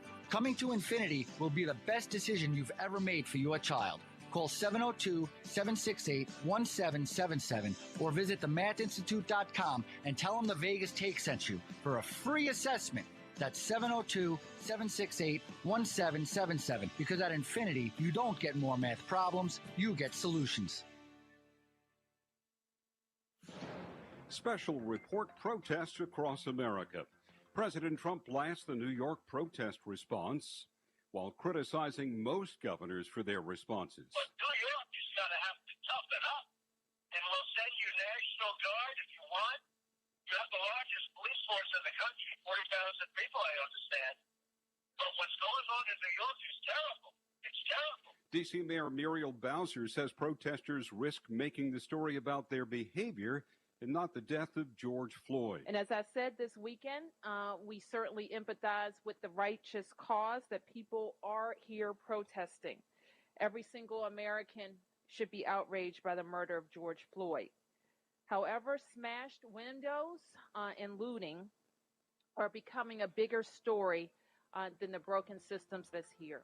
All D.C. National Guard members have been activated. I'm Mike Moss.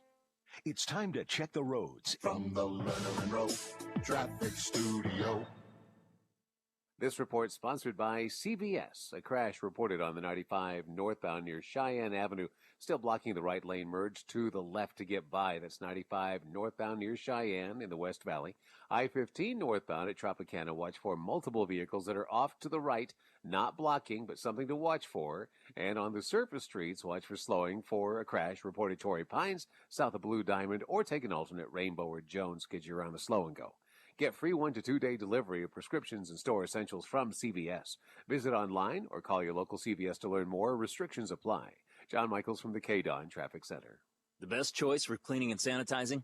Hazmat Nation.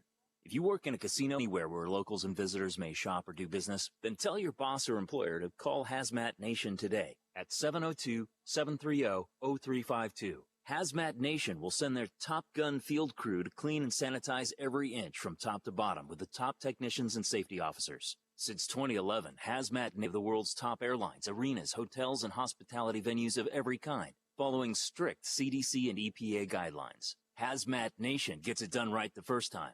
Call Hazmat Nation at 702-730-0352. When they come out to do a free estimate, they'll send along a gallon of CDC EPA-approved hand sanitizer just to say thanks. And they can keep delivering it to you anytime you need it at everyday low-volume discounted prices. Call Hazmat Nation today at 702-730-0352 or go online to hazmatnation.com. V is for victory, except on Saturdays when V is for veterans.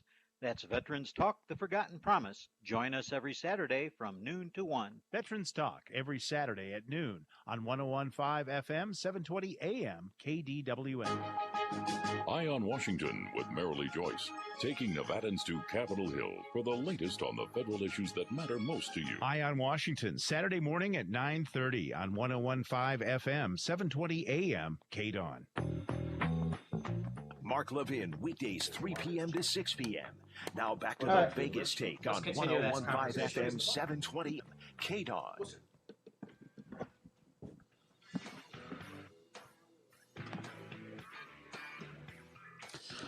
All right, welcome back. It is the Vegas Take, Sharp and Shapiro. Glad you could join us on a Monday. We'll take some more of your phone calls here in a little bit, but I always enjoy. I enjoy it. It's funny, and it's also sad at the same time when you have to call out really dumb, ignorant people for doing dumb things. Have you heard of the story of Brandon McCormick?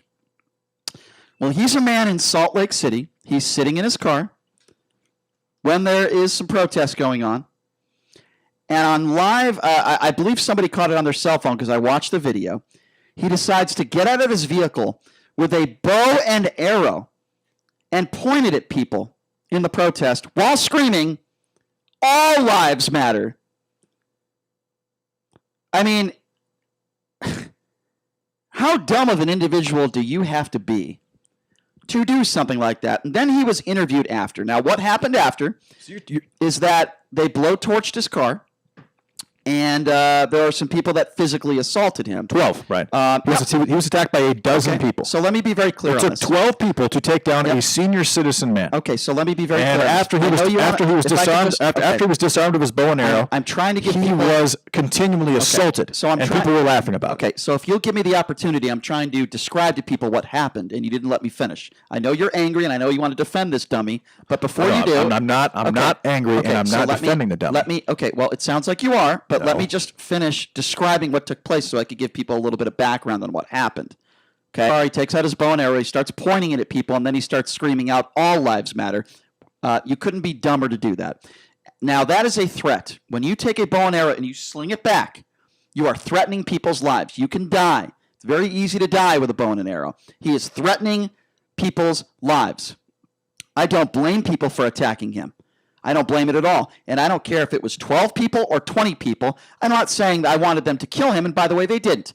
My understanding is they busted up his face a little bit, and they blowtorched his car. Now, the point I'm trying to make here, this man was extremely ignorant for getting out of his car and doing what he did. Now, he was interviewed by a local news person moments after this. Here's what he had to say. Have a listen to this. Well, first I got beat up when I yelled, all lives matter. Then I pulled out weapons. Then I got beat up some more. Then the cops grabbed me, and my car got totaled. My phone, everything. I lost everything. Coming down here to try to protect them was what weapons I had, because I am a chick felon. I've changed my life, and I back up the law enforcement. You know, I know some cops are bad. I know some people, all races are bad. Did the police come and rescue you? What happened? Finally. But I lost my car. I lost my phone. How badly is your car damaged? Well, I seen it on fire, so it's totaled.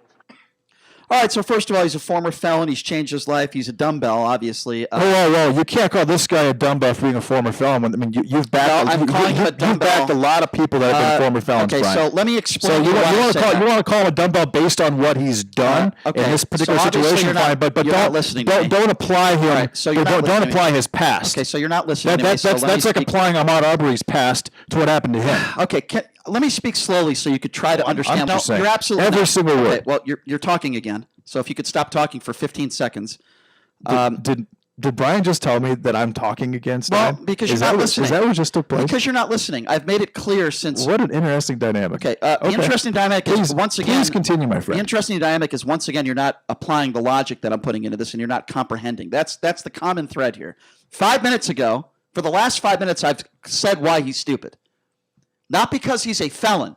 I've said he's stupid, and you interrupted me again, because of anybody, I don't care what the color of your skin is or how old you are, anybody during a Black Lives Matter protest that is dumb, oh my God, I said it again, that is dumb enough to get out of their car with a bow and an arrow, pointing it at people, saying all lives matter, is a dope. Now, if you think he's Albert Einstein, go ahead and have that opinion. I think it's ridiculous. Now, I don't feel sorry for this man. One bit. Did he get rough? Now, I didn't want him to get killed, didn't want somebody to shoot him. However, if you're pointing an arrow at somebody and you're slinging it back, somebody would have been justified to shoot him. It would have been self-defense.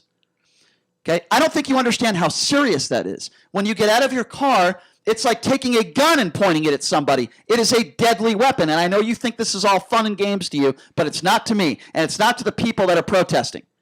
The guy took out his bow and arrow. They were blocking traffic. So that's a defense to taking out a bow and arrow? I'm not saying it's a defense. So why even bring that up? What is he supposed to do? I'll answer your question. What were all of them supposed to do? I'll answer your question. Yeah, let's say that they have places. Let's say they have places to be. Would you like me to answer your question? Are they supposed to just sit there for 3 or 4 hours? Okay. You have and just waste their entire day? Would you like What I'm saying is these protesters, why do you ask me a question? They should not be able to just shut down traffic. Okay, so can I answer your question? To shut down people's lives. I understand. Protest what you want to protest, and that's fantastic, whatever that is. But don't interfere on other people's lives while you're doing it. Okay, so let me answer your question, because you asked it. By the way, is it racist now to say all lives matter, Brian? You asked me 4 questions. Would you like me to answer your first question or the last question? Feel free. Which question would you like me to answer? Feel free. Okay, thank you. What should he have done? Well, I'll tell you what he shouldn't have done. He shouldn't have gotten out of his car. Okay. He shouldn't have. Well, I'm saying it because this is a ridiculous conversation. I can't believe you're defending it. No, you're trying to. He shouldn't have. You're trying to make me look dumb. By saying it like that. So I'm not trying to make you look dumb. I think what you said is dumb. It's There's not a different thing. No, so if I can respond again, I asked you. I was trying to answer, and you interrupted me 5 seconds into it again. So please let me know when I can respond. Would you like to ask me 8 more questions? Of course, you can respond. Thank you. Okay. Well, you asked me all these questions, and you're not letting me respond to it. What should he have done? Well, you know what? I've been in traffic many times before for hours and hours on end. I'll tell you something I didn't do. I didn't take out a bow and arrow and point it at people. He had 2 choices here. You either stay in your car and wait, and yes, it could waste some of your day away. There's no question I sympathize with that. Or you could decide to point it at people and say all lives matter. And then you're going to have to deal with the repercussions of that. He was arrested, so once again, the police agree with me and not you. Actually, is that when he pulled up, he was screaming out his window, "All lives matter." Not what happened. I'm saying that's what he said, Brian. He's a liar. He was attacked, and then he said he went back to his. Then he went back to his car and grabbed the bow and arrow. Again, I have no problem with this guy, but they continued to beat him, and I'm saying they, as in those protesters. And I don't feel sorry for him. Actually, the person who hit him first was a Caucasian with a skateboard. And I don't care. But okay, well, of course you don't care. Why would I care? Why would I care what the color of the person's skin is that hit him? Because I'm saying pointed a bow and arrow at people. I don't want to be judged for saying the word "they" when I'm talking about those particular protesters, which were of all races. Defend this guy.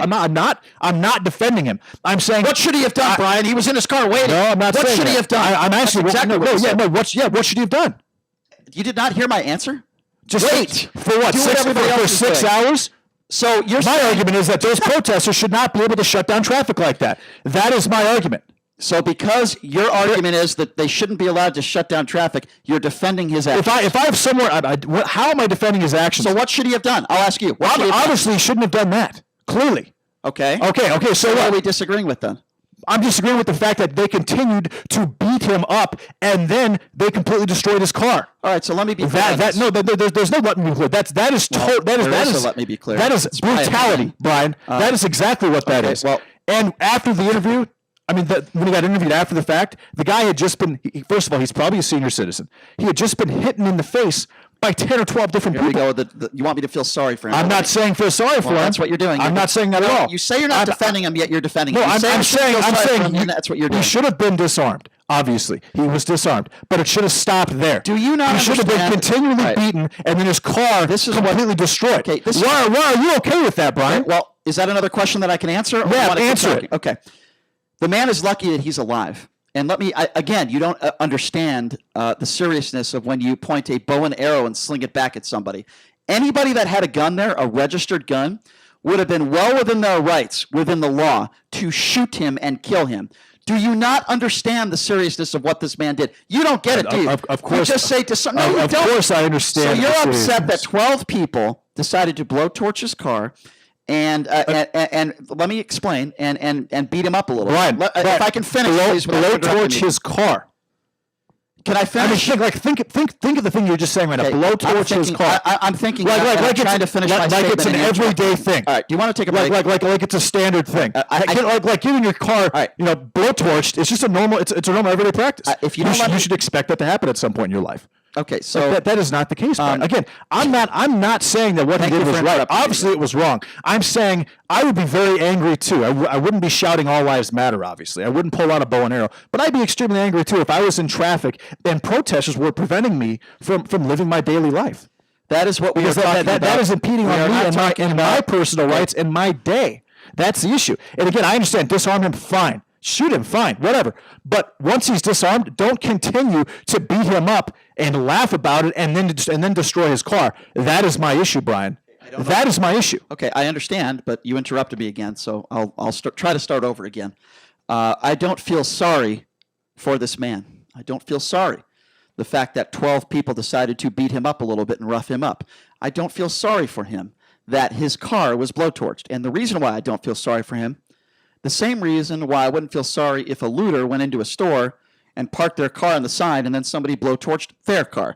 And it's very simple to me. He is a stupid, ignorant human being who put everybody's lives in jeopardy, including his own. He is very lucky that he is still alive. And a defense of, well, what was he supposed to do? He shouldn't have to wait in his car for 6 hours is a ridiculous defense. I don't feel sorry for him. I will never feel sorry for him. People like that should not be in society. If you are that stupid that you are in the middle of a protest in your car and you're getting impatient to the point where you have to take out a bow and arrow and say all lives matter, maybe you don't deserve to be on the planet. I want to take some phone calls now. 702-257-5396. Again, that number is 257-5396. Why don't we start off with Andy? Andy, you're first up on the Vegas take. Hey, what's up, Andy? Hey, good morning, guys. Brian, I just find it amazing the hypocrisy that you are saying right now with these attackers that attack. What's the hypocrisy? I agree with. Hold on, can I make my point? Okay. I agree with you that this guy should have been disarmed and taken care of. but assaulting him and beating him up by 12 people is okay in your mind because you even just said that. Nope. Here's what I said. So now I'm going to correct you. Now I'm going to nope. Now I'm going to correct you because you. No. Well, guess what? Open up. Get the wax out of your ears. Here's what. I feel sorry for him because he is a dope and he got what was coming to him. Never in this conversation did I say it was totally okay. Hold on. No, it's not okay. No, it's not okay because you mischaracterized what I said and now I'm going to punish you for it and you're going to be quiet and you're going to listen. No, don't you all please me. I never said that it was okay for the 12 people to attack this man. What I did say was I felt sorry for him. I didn't feel sorry for him, and he had it coming to him. That's exactly what I said. But hold on. There is a difference between there is a difference between what I said and what you are saying. Do you understand the distinction and the difference? Can your brain handle that? Listen to me, Brian. Hey. No, you're not listening to me. That's the problem. You're not listening to me. Because your point was because you started off saying something that was not factually accurate. Because you're not agreeing with Brian. It's not about agreeing. He didn't hear what I said. Do you understand, sir, the distinction? Do you understand why you are wrong to start this conversation? And then I will let you continue. Do you understand? I understand your point. I heard your point. I don't agree with it. Do you understand that? Well, you didn't characterize what I said. It didn't register in your brain. I didn't say that what those 12 people did was okay. I didn't condone. You did say earlier. You just got angry and went off on a tangent about Trump going to his audience about this. I'll pay for his legal fees. Right. Exactly. Was somebody pointing a gun at that person in the crowd? Was somebody pointing a bow and arrow at that person in the crowd? Completely different circumstance. Idiotic. They had tomatoes. Yeah. It is different when you excuse me. It is different when you threaten somebody's life and when you have a tomato in your hand. Has anyone had a tomato in your hand and in your life felt threatened? If you did, then you're a moron. Okay? The guy had a bow and no. You know what? You keep saying stupid things in this phone call. You're comparing a tomato in somebody's hand to a bow and arrow. You sound like a moron. Okay, so in your mind, somebody holding a tomato is just as lethal as a bow and arrow. Is that your statement, sir? Answer the question. Is it this? No, you brought up the Trump rally. Now I'm going to punish you for that too. You're comparing. You're not being punished. You're comparing. This isn't a domination. You're comparing somebody with a tomato in their hand to somebody with a bow and arrow. Isn't that what you just did? Oh, now you're not. Okay, now you're not. Now you're not. Okay, so let me be clear so that your Trump wax in your ears can understand it. Okay, let me be clear. I am not condoning violence. I never have. I am not saying it was okay for 12 people after they disarmed him to beat him up. I never said that. What I said was I don't feel sorry for the man because if you're dumb enough to get out of your car during a protest, take out a bow and arrow and point it at people and say all lives matter, you have it coming to you and you are a dope. If you don't understand that, then I have nothing more to say to you. If you don't understand that, then I have nothing more to say to you, and I hope somebody throws a tomato at you today. 702-257-5396. Really good call. Thank you. 702-257-5396 is the number to call. Let's go to Erica. Erica, you're next. Hi, Erica. Hi. I just wanted to talk about how, we're talking about how all these protesters are so peaceful but when you come to a protest and you're holding up signs that say F the police, I don't support that. ACAB, you're already instigating and not being peaceful. You were talking about the cops being in riot gear and how they look, yes, all like they're in the military, but why wouldn't they? When did I have a problem with the way? Where did I criticize the police? He didn't criticize them. I know. That's what I was going to say. Where did I criticize the police? Talking about how we keep saying that these protests are peaceful and they're peaceful. I didn't. Okay, where did I say? Okay, once again, somebody not being factually accurate. Ma'am, with all due respect, where did I say all the protests were peaceful? Where did I say that? I didn't say you specifically. Well, who are you talking about? Who are you talking about then? You're calling into the show. I have to assume you're talking about me. Who are you talking about? I'm saying, in general, we're talking about how peaceful the protests have been. I don't speak for every member of the media. Up with a sign that says I agree with you. I agree with you. Have I ever condoned that? I don't agree with people holding up signs that say F the police, F the pigs. I think they're idiots. I think they're dopes. But I don't speak for everyone else in the media. I call out the looters, the rioters, and I don't agree with those types of signs. Now, if you say Black Lives Matter, I don't have a problem with that. Peace for children. Of course. I agree with you. I think they're dopes. They're idiots. Why aren't more people speaking out to these people at Why? these protests? You said you went to the protest. I did. saw the footage of these protests on the Vegas Strip, and they're holding up these signs. Why aren't Okay. people condemning them at the protest? Well, I don't know who you're referring to. Maybe you have to listen to some of these shows and call into those shows. I mean, I don't know what to tell you. No, I'm saying that there's footage of the protest. I know. I saw it. I saw it. So why aren't you guys who are at these protests Okay. telling these people with these signs, hey, don't So it is. You should have brought your bow and arrow, Brian. That's what you So should hold have on a second. This is a very important phone call here. Hold on a second. So, Erica, it is your opinion that as a member of the media, it is your thought that I should have been at this protest and I should have gone up to every single person that had a sign that said F the police, go up to them and say, hey, you need to take that sound down. It's very inappropriate. Is that your position? My position is that everybody who are at these protests need to monitor each other. So you think everybody okay, well, listen, I'm not going into somebody else's business. Some of these people could be dangerous people. I'm not going to go up to them and say, excuse me, sir, that's a very inappropriate sign. Erica told me we should take that sign down. I mean, maybe Brandon McCormick could go out there with his bow and arrow and start shooting people with a bow and arrow, but I am not going to do that, man, with all due respect. It is my job as a member of the media to not be biased, to go out there and cover these events and describe what I saw. I hope that makes sense to you. We got to get to the next call. 702-257-5396. And yet having those signs does not help anything at those protests. No, but me going up. Not at all. No, and that's a very valid point. There was a lot of that taking place at a lot of these protests across the country. Well, people with Confederate flags doesn't help people either, and they did that in the Open Up Nevada rally. I saw some Confederate flags. Whataboutism is not necessary. No, right it's now, 100% Brian. necessary. No, you're totally deflecting. No, I'm not deflecting. Yeah, you are deflecting. You absolutely are deflecting. I'm saying they're not helpful. And now you're turning the conversation. No, the point I'm trying to make is to attack Trump supporters. The point I'm trying to make is this, and the reason why apparently racist. The point I'm trying to make is this, and the reason why I bring it up. I didn't go up to anybody with a Confederate flag. I didn't go up to anybody in those rallies and say, what you're doing is so inappropriate. And hold on, I know you're ready to interrupt again. The same logic applies to these protests. I would not go up to someone and say, hey, that's a very inappropriate sign. Now, I might think it's an appropriate sign, and I agree with that. It is inappropriate, but I am not going to, the idea that I'm going to go up to somebody who's angry and hurting, and even though it's an inappropriate sign, to go up to them and say, you need to take that sign down, that is a recipe for disaster. 702-257-5396. Mark, you're next up on the Vegas Take. Hey, what's up, Mark? Uh-oh. Mark might have taken down one of his signs. It's possible. Let's go to Zach. Zach, you're next up on the Vegas Take. Zachary, what's going on? Hey, Zachary. What's up, guys? How you guys doing? Good. Doing okay. All right. Okay. Hey, I just want to say that guy with the bow and arrows, there's also video of him earlier going there with the machete. So he wasn't there to have fun or get stuck in traffic. He's full of crap. Yeah. He's probably one of those Proud Boys. By the way, just want to say Howard Stern's the best. Baba Booey to you all, and peace out. Hey now, Baba Booey. 702-257-5396. Howard Stern is the best. Let's go to Warren. Warren, you're next up on the Vegas Take. What's going on? Hey, what's up, Warren? Hi, guys. Thanks for having me on. I don't even know where to begin. So many topics that have been covered today, but I guess I'll start with the most recent thing that just happened right before I called in. I found it a little disturbing, Brian. You said you wouldn't have a problem if the guy wasn't on this earth at all, something to that effect.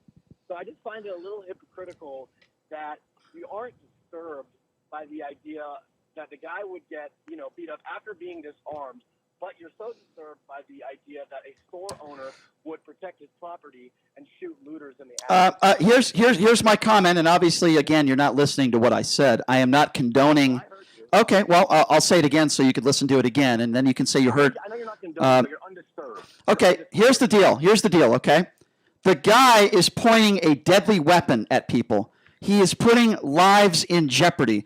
Let me explain this so you understand it. If somebody had a gun in that crowd and they shot that man and killed him, they would have been 150% justified by the law. Now, let me go to what you said in the second. If he had his arrow pointed at them, and he did, if one person had the arrow pointed at them, pulled out a gun and shot them. That is what I'm saying. But anybody couldn't just shoot it. I didn't say anybody. That's why he was disarmed. Okay, so let me be clear to you. You know how he was disarmed? Someone came from behind him I understand and took that. his arrow from him, basically. So let me explain again. And then 12 people continued to beat the living crap out of this senior citizen and then destroyed his car. Again, Brian, that is the issue. Okay, so the issue, obviously the guy made a horrible decision, and he may be racist. You don't know that. I'm trying to answer this caller's question. The point is, all the extracurricular stuff was totally unnecessary, and you're not admitting that. In your opinion, I think your opinions are ridiculous when it comes to this issue. But going back to what this caller just said, okay, and if the caller is still on the line, I will attempt again to answer his question. Okay, I will attempt again to answer your question. If the guy is pointing an arrow at somebody, it's a deadly weapon. If he's pointing an arrow at some people, if those people are armed, they have a right to kill him. Now, that is the law. The law also says, I am defending the law, sir. The law says if you own a business, if you feel like your property is in jeopardy, but your life is not in jeopardy, you are not allowed to shoot those looters. If you feel like your life is in jeopardy, then I totally support it. You're allowed to shoot those looters. I am defending the law. Now, if you don't understand that, then I don't know what else to tell you, sir, quite frankly. Well, okay, so I'm thinking of it akin to those situations where you read those signs that say trespassers will be shot, violators will be shot. Why does that not apply to a private storefront, which brings... Just because you have okay, I'll answer your question. Just because somebody has a sign up doesn't mean it's the law. I could put a sign up right now on the front of my building that says, if you trespass, you're dead. Guess what? That doesn't mean the law agrees with me, okay? If you feel like your life is in jeopardy, how to protect yourself, defend yourself, and shoot somebody. Yeah. If you have, hold on, if you have people coming into your business and your life is not burning your business while you're inside, and they're just going in there to steal some things, while I don't condone just going in to steal some things, Brian, your life is not in jeopardy. If someone comes into your store to steal some things, and you say stop stealing things, and you pull out a weapon, and you say, hey, I have this weapon. This is a fair warning. Stop stealing things. And they continue to advance on you. You can't shoot them. Of course you can. No, well, you don't understand the law. Of course you can. Well, I'm sorry you don't understand the law. How could you not? Because at that point, how would your life not? How would you not believe your life was in danger? Right, so if you point a gun at someone and they're still willing to attack you, how could you not mentally believe that your life is in danger, We disagree on this, so we can have another bet. We're going to talk about a bet that you lost today, but let's have another bet on the air right now. I'll double down on it. You were wildly lucky on that wager. We'll talk about that later. Okay, we'll talk about this right now. You're saying that it is okay. The law says that even if that person's life is not in jeopardy, and people are, hold on, let me finish the question. You're not understanding what I said. You didn't listen to what I just said, right? If you could finish, at least let me finish the question before you interrupt me. You're saying that if people go into your business and you point a gun at them and say, if you don't leave, I'm going to shoot, and if they continue to steal without that person's life being in jeopardy, you're saying the law says they're allowed to shoot. I say you're wrong. No, I'm saying if they advance on you personally. What does that mean? If you point a gun at someone personally, tell me what that means. If they try to attack you, well, then that's self-defense. That's a different argument. That's exactly what I'm saying. That's a different argument. That's not what we're talking about. If you're asking someone, if someone is breaking into your business and stealing your things, Brian, and they break your window and then they try to burn down your property, how could you not be able to defend yourself? What you just said doesn't make any sense. No, because do you know how many insurance claims are going to be all over the country in the next couple of days? It's going to be crazy. Well, we're going to need an insurance claim. And a lot aren't going to be fulfilled. Okay, so we got to take a break. When we come back, take more of your phone calls. 702-257-5396. Again, that number is 257-5396. We'll take a quick break. Be back right after this. You're listening to the Vegas Take. Individuals and businesses with tax problems. Listen carefully. If you owe over $10,000 in back taxes or have unfiled tax returns, U.S. Tax Shield can help you take back control. The IRS can seize your bank accounts, garnish your paycheck, close your business, and file criminal charges. Our team of tax attorneys can stop collections and get you protected. U.S. Tax Shield offers a price protection guaranteed quote to get you protected today. U.S. Tax Shield is A+ rated with the BBB, so call 800-466-9625. U.S. Tax Shield, 800-466-9625. How much money would you like to save just by doing something you're already doing? How about 40%? With Allstate, safe drivers can save 40% just by doing something they're already doing. Driving safe. That's right, 40% just by driving safe. Visit Allstate.com or call a local agent for a quote today and see just how much you can save when you drive safe with Allstate. Not available in every state. Savings vary based on DriveWise and other safe driving discounts. Subject to terms, conditions, and availability. Allstate Fire and Casualty Insurance Company and affiliates, Northbrook, Illinois. Your home for Sean Hannity, KDWN Las Vegas, KKLZ HD2 Las Vegas, a Beasley Media Group station. Will report protests across America. While the U.S. simmers with continuing protest over the police killing of George Floyd, President Trump says the world was laughing at the U.S. In the state of Minnesota, they were electric stuff all over the world. Minnesota Governor Tim Walz is looking ahead. This week, there will be, at least as we understand right now, a significant event with the funeral memorial of George Floyd. I believe is scheduled for Thursday. It will be an important event, both for the city of Minneapolis, for Minnesota, and for the nation, to watch that process of celebrating a life that was taken in front of us. The Floyd family is set to release the findings of an independent autopsy on his death, which has now sparked 6 straight days and nights of protests across the nation, sometimes becoming violent and sometimes destructive. I'm Mike Moss. The Floyd family has just visited a memorial site set up in Minneapolis following his death by police. Along with the family, the entire crowd took a knee at the location where Floyd was killed.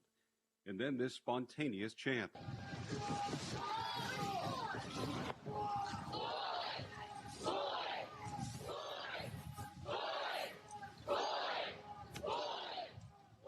Democratic presidential candidate Joe Biden says President Trump is failing to bring Americans together.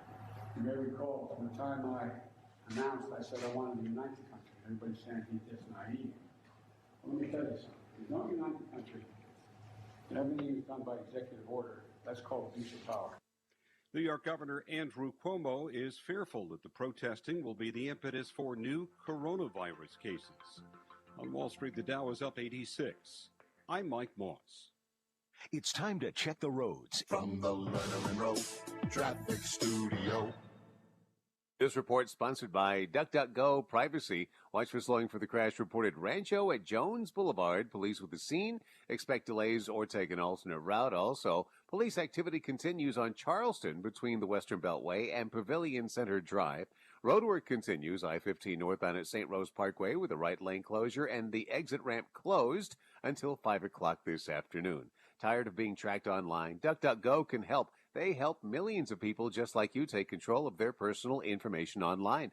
DuckDuckGo. Privacy simplified. I'm John Michaels from the KDON Traffic Center. Get the rest you deserve with Helix Sleep. Helix makes personalized mattresses to fit your unique body type and sleep preferences and give you the best sleep of your life. Go to helixsleep.com and get up to $200 off mattress orders. The best choice for cleaning and sanitizing? Have you work in a casino, hotel, restaurant, anywhere where locals and visitors may shop or do business? Then tell your boss or employer to call Hazmat Nation today at 702-0352. Hazmat Nation will send their Top Gun field crew to clean and sanitize every inch from top to bottom with the top technicians and safety officers. Since 2011, Hazmat Nation has been servicing many of the world's top airlines, arenas, hotels, and hospitality venues of every kind, following strict CDC and EPA guidelines. Hazmat Nation gets it done right the first time. Call Hazmat Nation at 702-730-0352. When they come out to do a free estimate, they'll send along a gallon of CDC EPA-approved hand sanitizer just to say thanks. And they can keep delivering it to you anytime you need it at everyday low-volume discounted prices. Call Hazmat Nation today at 702-730-0352 or go online to hazmatnation.com.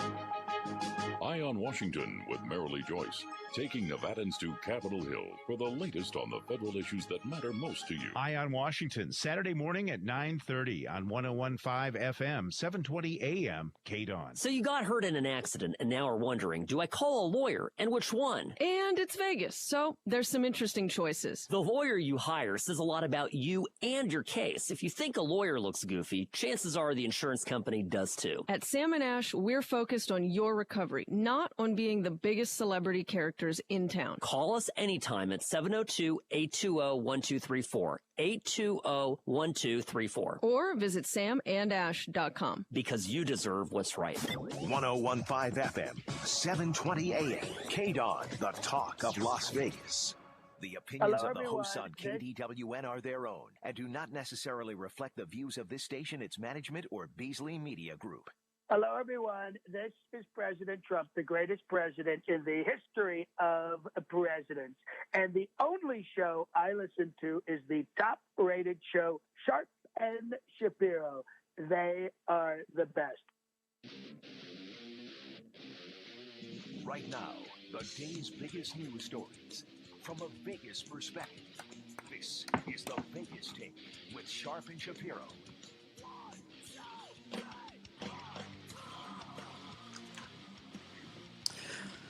All right, welcome back, everybody. Coming at you live. It is the Vegas Take, Sharp and Shapiro. Glad you could join us on a Monday. Coming up here in a few minutes, as I mentioned earlier, it's important right now to hear our local black leaders more than ever, really. I mean, not that there's ever not a time, but now more than ever. So City Councilman Cedric Creer will be joining us here in just a few minutes. But I promise we get back to the phone calls. We're talking about self-defense issues. We're talking about this clown with a bow and arrow. He got his car blowtorched. He got roughed up a little bit. He's in jail, I believe, right now, and rightfully so. He deserves it. 702-257-5396 is the number to call. Let's go to Kevin. Kevin, who's been waiting patiently on hold. What's up, Kev? Hey, what's up, Kevin? Hey, what's going on, guys? Love your show. I've missed you. Thank you, man. Thank you, Kevin. Thanks a lot, Kevin. And if I do recall, Kevin, didn't she used to call into my show 5 or 6 years ago on another station, or am I thinking of somebody else? I think that might be another Kevin. Okay. I've been listening to you guys for about a year now. All right, fair enough. Yeah, you're one of my favorite callers, Kevin. Go ahead. What's on your mind, my man? Okay. Hey, I had a question for JD. I just want to make sure I heard him say something correctly. What's up, Kevin? You were saying that the police should be praised for not doing anything to the protesters? No, I'm saying it's very, and again, not the protesters. No, the looters and the rioters. I'm saying I think the police have done an outstanding job nationwide of showing restraint under these circumstances, considering what's happening during these loots and these riots, not the protests themselves. Okay, but isn't that their job to be the calm in the storm? No, I mean, again, I'm just saying. Praising them for doing their job. Well, yeah, but this isn't a standard circumstance. I mean, name the last time in American history that there has been, we'll call it 20 protests in every single major city across the United States where businesses are being literally burnt to the ground and stores are being looted. I mean, you can't, I mean, this is totally unprecedented. So I understand it's their job, but these are extremely stressful, unusual circumstances. And I think they've really stepped up to the plate under these circumstances. Okay, but then I would also throw it to you like this. If one of those 4 officers had shown restraint, we wouldn't be in the same situation. I mean, so at this point, I would argue no, because I think you're incorrect, because Derek Chauvin was charged on Friday, and these protests and all this has continued through the weekend. So obviously, to me, for a lot of people, this really isn't about George Floyd anymore. Kevin, can I just chime in? Kevin, hang on the line. I want you to respond to that, but I'm just going to say something really quickly. You heard from the police chief and what he said of those 3 officers being completely complicit, and their silence was complicit, and that is the reason why they're going to be charged. In my personal opinion, it is a disgrace to defend those 3 officers and say they didn't do anything wrong when clearly they did. Go ahead, Kevin. Yeah, I was going to say, I mean, I'm not exactly sure of the phrasing, but isn't it like the law of inclusion? Like if those were 4 gang members and one person shoots and kills someone, aren't the other 3 responsible? Absolutely. Well, absolutely. You've got a DOJ investigation, you've got an FBI investigation. The entire Minneapolis Police Department is being oversighted as we speak, and I'm sure that once everything is figured out, that these 3 officers, and in my opinion, they should probably be accessories to murder. But is that first, second, or third? I really don't know. Well, they have to be charged. And I will tell you this: I understand even the rioting before George Floyd was murdered. I mean, before the Officer Chauvin was actually detained and charged with murder. But after the fact, it's all for naught at this point, in my opinion. No, this is I don't. Go ahead. I don't condone rioting. I don't condone what they're doing. It is blurring what the line is. Sure. You also have to look at the years and years of frustration. They've tried the silent protest, and nobody listened to them. So now they're going to step it up a little bit more. Okay, then I'll. Now, again, I do not condone what they're doing, but you also have to look at their point of Well, view. then I'll push back. Okay, well then when is it enough? When is it even? Is this going to happen again? Well, I mean, if that's what this is about, if this is about 1,000 years of oppression, Are we going to keep just having these happen every couple of months? Well, first of all, they haven't happened every couple of months. This is the first time it's ever happened in American history, Brian. That's absolutely not true. Certainly nationwide, yes. No, not like this. It happened in the Rodney King riots. Not like I was this, alive then. It happened in Ferguson. But that was more centralized to Los Angeles, Brian. I'm saying this is happening in 35 to 40 cities across the country. And you know what? I'll answer by saying this. Systemic racism has been happening not in this country, but in this world for hundreds and hundreds of years. Let's get back to the phone calls. 702-257. Good to hear from you, Kevin. 257. Great call, Kevin. 257-5396. Let's go to John. John, you're next on the Vegas Take. What's up, John? Hey, man. I think it's hysterical that everybody's nitpicking how these folks are protesting after we had the most peaceful form of protest in the form of an NFL player taking a knee, and he got drowned out and run out of the league. So, systemic racism exists. I'm sick and tired of seeing black guys getting killed by cops for selling cigarettes or trying to pass a $20 bill. And to expect these protesters to act perfectly, I think, is outrageous. Well, I don't think – can I respond to that real quickly? I don't think anybody expects all these protesters to act perfectly. But you do understand, sir, that's not a justification to burn somebody's business up and loot. I'm sure you would agree with me there. But we're spending more time criticizing the protesters. I'm not. I'm not. Sir, I only speak for myself. I'm not. I talk about systemic racism, if not on the air, with friends of mine every single day. Make no mistake about it. These police officers, all 4 of them need to be held accountable. I want body cameras on 24/7. I've been speaking about that for years. So I understand, sir, and I agree with you. It shouldn't just be about the rioters. I just think it's hilarious that, while the country's burning, bunker boy Donnie Trump shuts off the lights at the White House and heads into the bunker. Well, because he's a coward. It's not because he's a coward. Complete and total lack of leadership. What a selfish, narcissistic, snot-nosed, spoiled punk who inherited $400 million. You're not going to hear an argument from me. In the bunker while the country's burning. Get out of here. Get out of my country, you fraud. You know what? John, you act as if Donald Trump is the one that makes the decisions for mayors and for governors. It's not. He's not. It is not his call. In fact, this weekend has helped Donald Trump more than anyone else. Well, that's an ignorant. No, it is not an ignorant statement. Any business owner in this country now knows that at any moment their business can be looted and destroyed, and police departments will not protect their businesses from that happening. Well, whether you are Caucasian, African American, Hispanic, and Asian, and anyone who is looting and rioting is a thug. And again, that has nothing to do with race. That is all about behavior. To be clear, the President of the United States does have the authority to hold a press conference. The President of the United States does have the authority to address the nation. He took time on Twitter attacking Democrats and going after Antifa. We need leadership. We need real leadership. And right now, joining us on the line, speaking of real leadership, this is a time where we want to speak to the African Americans in this country, and particularly even those leaders right here in Las Vegas. And while those of you are waiting patiently on hold, please stay there. Joining us right now on the line, certainly happy to have Cedric Creer joining us, City Councilman right here in Las Vegas. Councilman Creer, thank you so much for joining us. How are you? Hey, what's up, Cedric? It's my pleasure, fellas. How are you guys doing? Outstanding. Doing good. Let me start from square one with you, Councilman. What was the first thing, as an African-American man yourself, what was the first thing that went through your mind when you saw this video? Oh, I was disgusted. I mean, I was absolutely speechless about what we saw. I have 2 daughters. One's 20, one's 15, it'll be 16 this month. And they saw it, and then, the questions start arising, right? And not only within my house, but then outside of the community about how could this possibly happen, and, with just the callousness and the nonchalance on the face of that officer was just appalling. And then it hits deep. And as a black man in our society, it hurts. And it's unfortunate. So you go through a mix of emotions.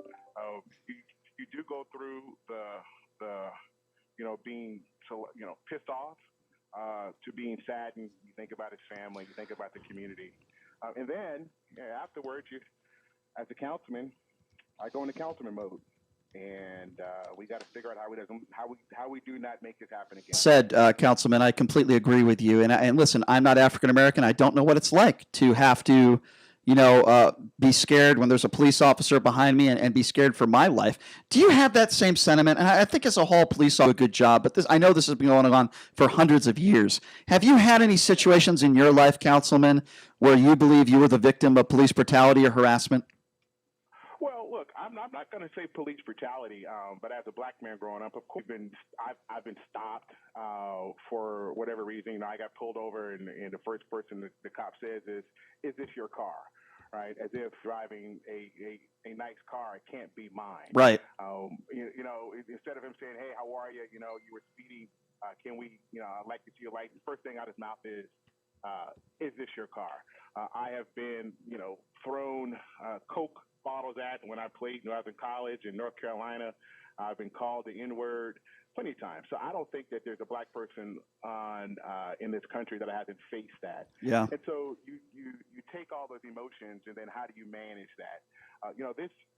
This goes back, and I hope people understand this. This isn't just today about George Floyd. I mean, it goes back centuries and decades. I had the opportunity to travel to Ghana and to go to the slave castles in Ghana, and you see the dungeons, and you walk through the passage of no return, and you understand that this is where that's coming from. It's very deep rooted, but then you continue to see these things happen, right? Ahmaud Arbery was jogging down the street not too long ago, and two people, father and son, basically murder him.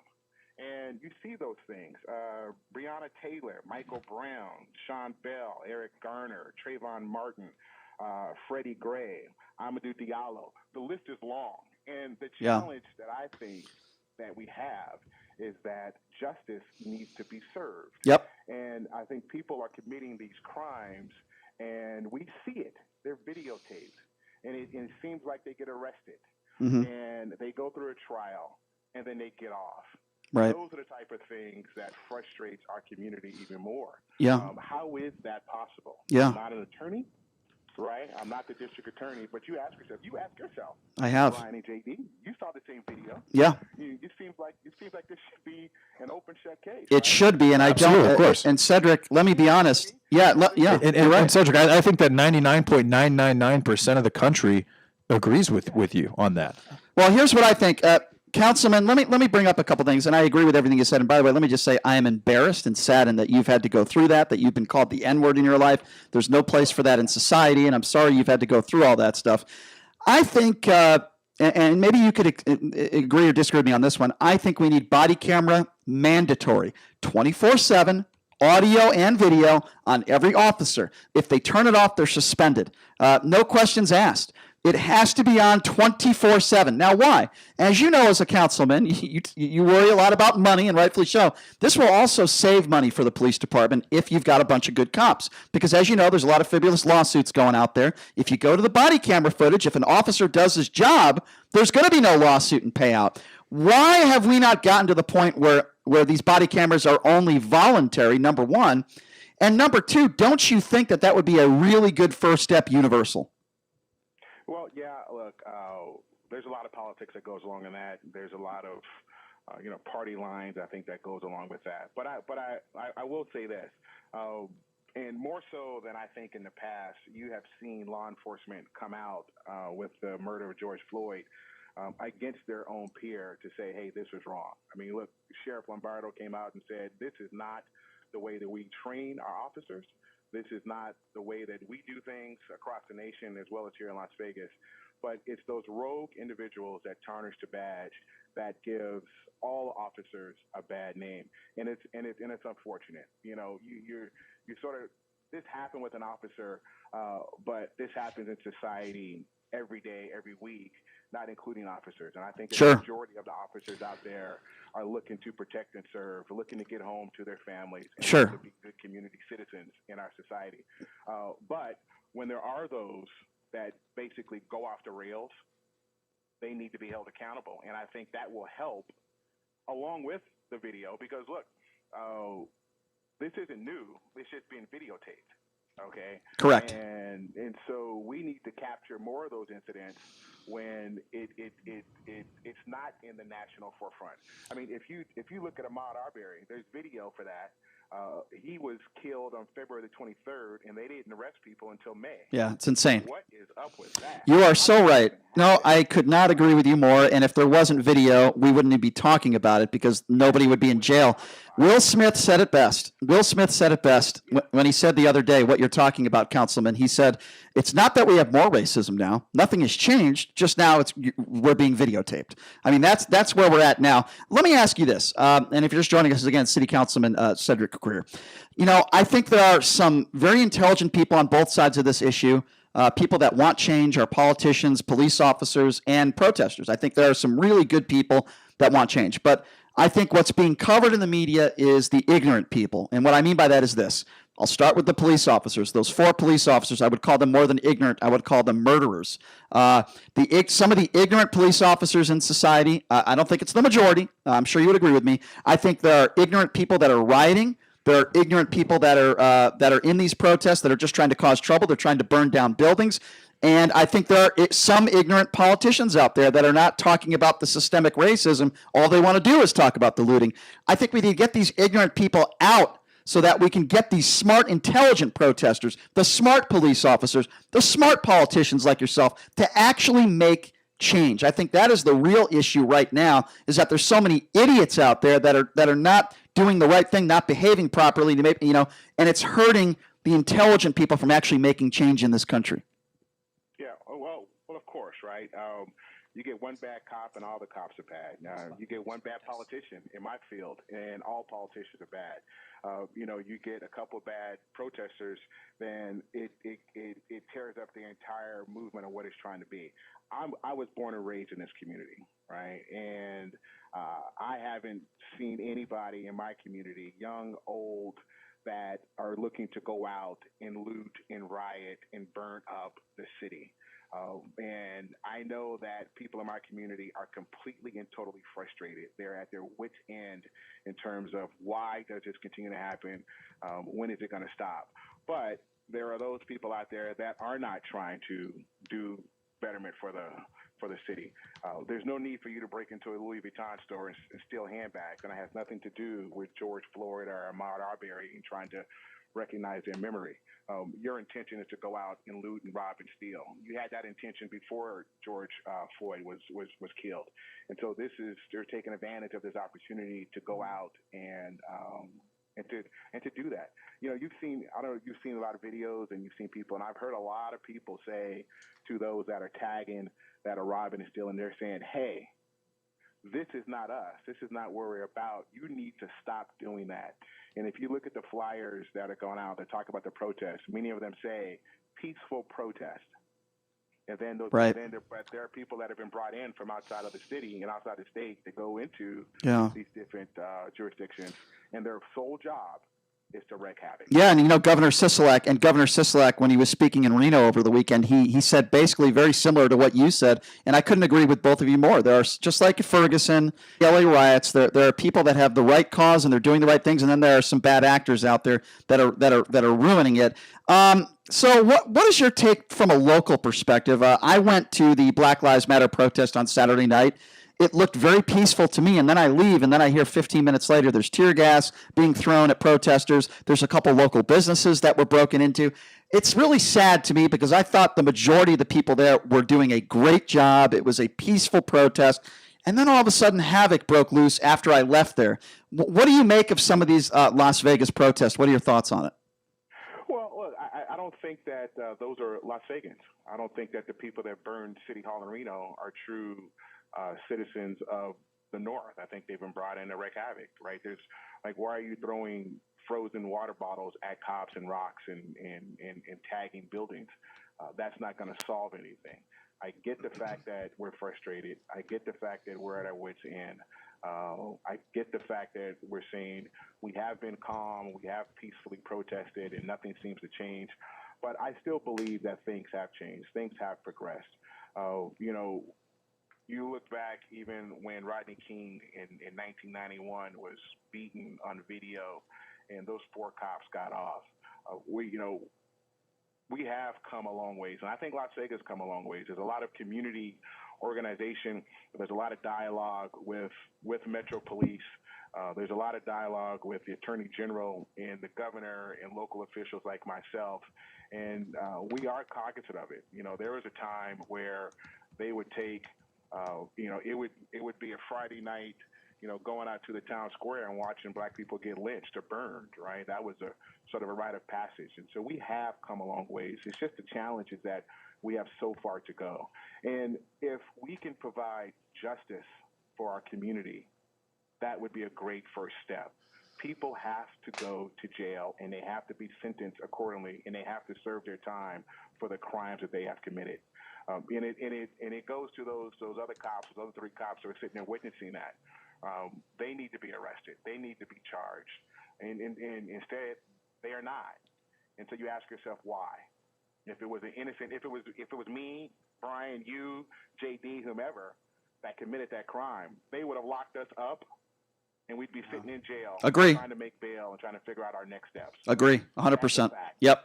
You know, one thing I've been pretty critical of Governor Sisolak as far as how he handled the lockdown, et cetera. But I really think he did a great job of getting the National Guard involved and the SWAT team involved and really protecting the Las Vegas Strip, considering the fact that we're opening back up on the 4th, and we know how important gaming is to our economy. Do you agree with that? Were you really impressed with how quickly Governor Sisolak acted to prevent this from kind of getting out of hand? I do. I've known the governor for probably 15 years. We were colleagues on the Board of Regents, and I know him as an individual, and I know him as a person, and I know where his heart is. He cares about Las Vegas. He cares about Reno. He cares about the entire state. I know that many disagree about the timing of the reopening and the closures of the pandemic, but I can guarantee you that it's not because of the fact that he doesn't want to get us open and get us in the right direction. Yeah. And it's not the fact that he doesn't want to do everything he possibly can to ensure that we have peace throughout our entire state. I saw him yesterday down at Reno City Hall, and he's engaged. We do need to engage the National Guard because we had some people coming here who were domestically wreaking havoc, and we can't have it. People have the right to protest, but they do not have the right to tear down another person's home or business and to burn up our communities. No question. Right. No question. I couldn't agree with you more. Well, Councilman Creer, let me just say, keep up the great work. We really do appreciate you coming on. Always do. Perspective.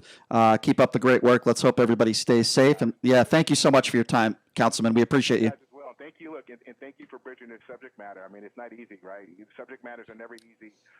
But I appreciate you guys bringing it up, whether you agree or not. I just really believe that, and I apologize for going longer, but no matter what your color of your skin is, what your political persuasion is, your religious beliefs, you all feel our pain, and I think that everybody wants no question. A resolution to this. So no question. Thank you, Councilman. Absolutely. Really appreciate you. There's a guy that I am really happy that represents our community. Really intelligent, well-spoken guy, and he's done a lot of good things for Las Vegas. That's City Councilman Cedric Creer. All right, we're going to take a quick break. Let's try to have a little bit of fun when we come back, right? This has been 2.5 hours of intense talk radio, ladies and gentlemen. We enjoy it, don't get me wrong. This is what I live for.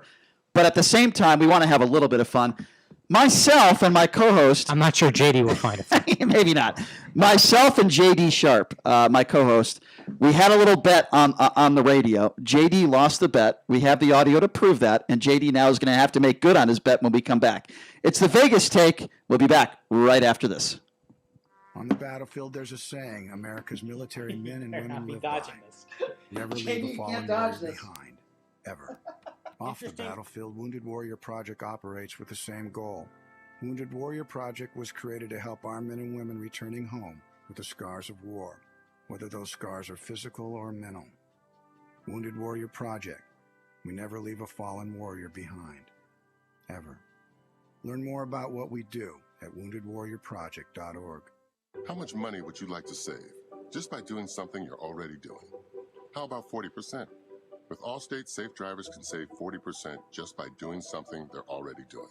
Driving safe. That's right, 40% just by driving safe. Visit Allstate.com or call a local agent for a quote today and see just how much you can save when you drive safe with Allstate.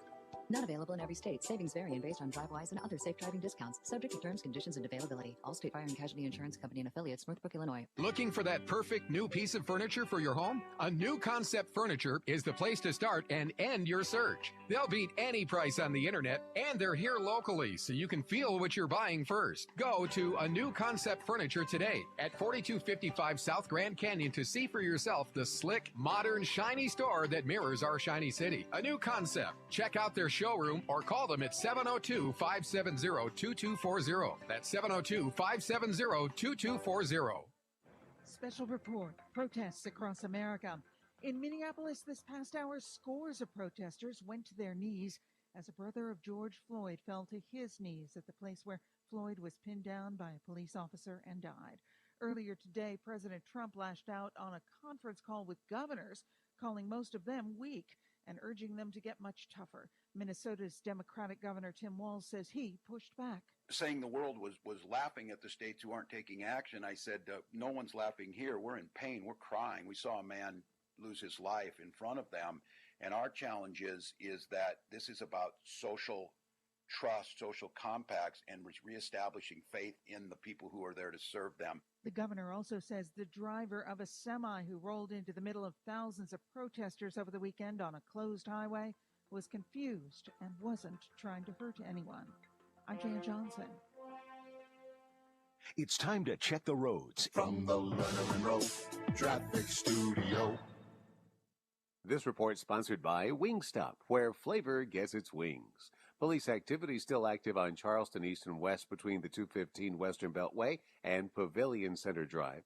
Also affecting traffic, police activity on Sahara between the Western Beltway and Town Center. Roadwork continues. I-15 northbound at St. Rose Parkway with a right lane closure, and the off-ramp is also closed until 5 o'clock this afternoon. Order Wingstop's all-new bundle for $19.99. 6 crispy tenders and 16 boneless wings sauced and tossed in up to 4 flavors, plus a large fry and 3 dips. See wingstop.com for restrictions and details. John Michaels from the KDON Traffic Center. Hi, Doug Basham here. Join me Saturday afternoons from 2 to 4, and I'll tell you what your conservative, corporate-controlled, right-wing propaganda hate media isn't. You're welcome. That's Saturday afternoons, 2 to 4. Be there. Travis Scribner, managing partner of Westpac Wealth Partners, interviews some of the most successful business owners for insight into what makes both them and their business run. Tune in every Saturday morning at 8 a.m. on 101.5 FM, 720 a.m. KDON, or podcasts on iTunes. I'm attorney Glenn Lerner. Some people don't want to hire a lawyer after a car wreck because they feel sorry for the person who hit them. They think the at-fault driver will be the one who actually has to pay. I'm Kevin Rowe, and the truth is, in most cases we handle, the insurance company pays for the at-fault driver's lawyers, court costs, settlement, or verdict. The at-fault driver doesn't pay anything. In court, the jury is never allowed to hear this. Hurt in a wreck? Need a check? Call Lerner and Rowe. Lerner and Rowe is the way to go.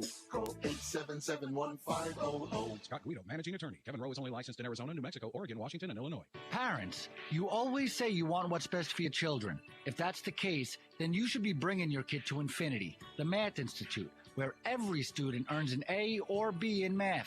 Our results are proven and they are amazing. The best tutoring service for the best price, whether online or in person, small group or one-on-one. You cannot get better results. Great grades will come when your child truly understands the math. From elementary math to calculus, we have the best tutors, the best materials, and the best results. Now offering free parent seminars on how to better help your child, what is Common Core, and more. Find out why parents are bragging and students are enjoying school again by calling 702-768-1777. That's 702-768-1777, or visit themathinstitute.com today. Tell them the Vegas Take sent you, because at Infinity, you don't get more math problems, you get solutions. Sean Hannity, weekdays noon to 3 p.m. Now back to the Vegas Take on 101.5 FM, 720 a.m. KDON. Trying to have some fun.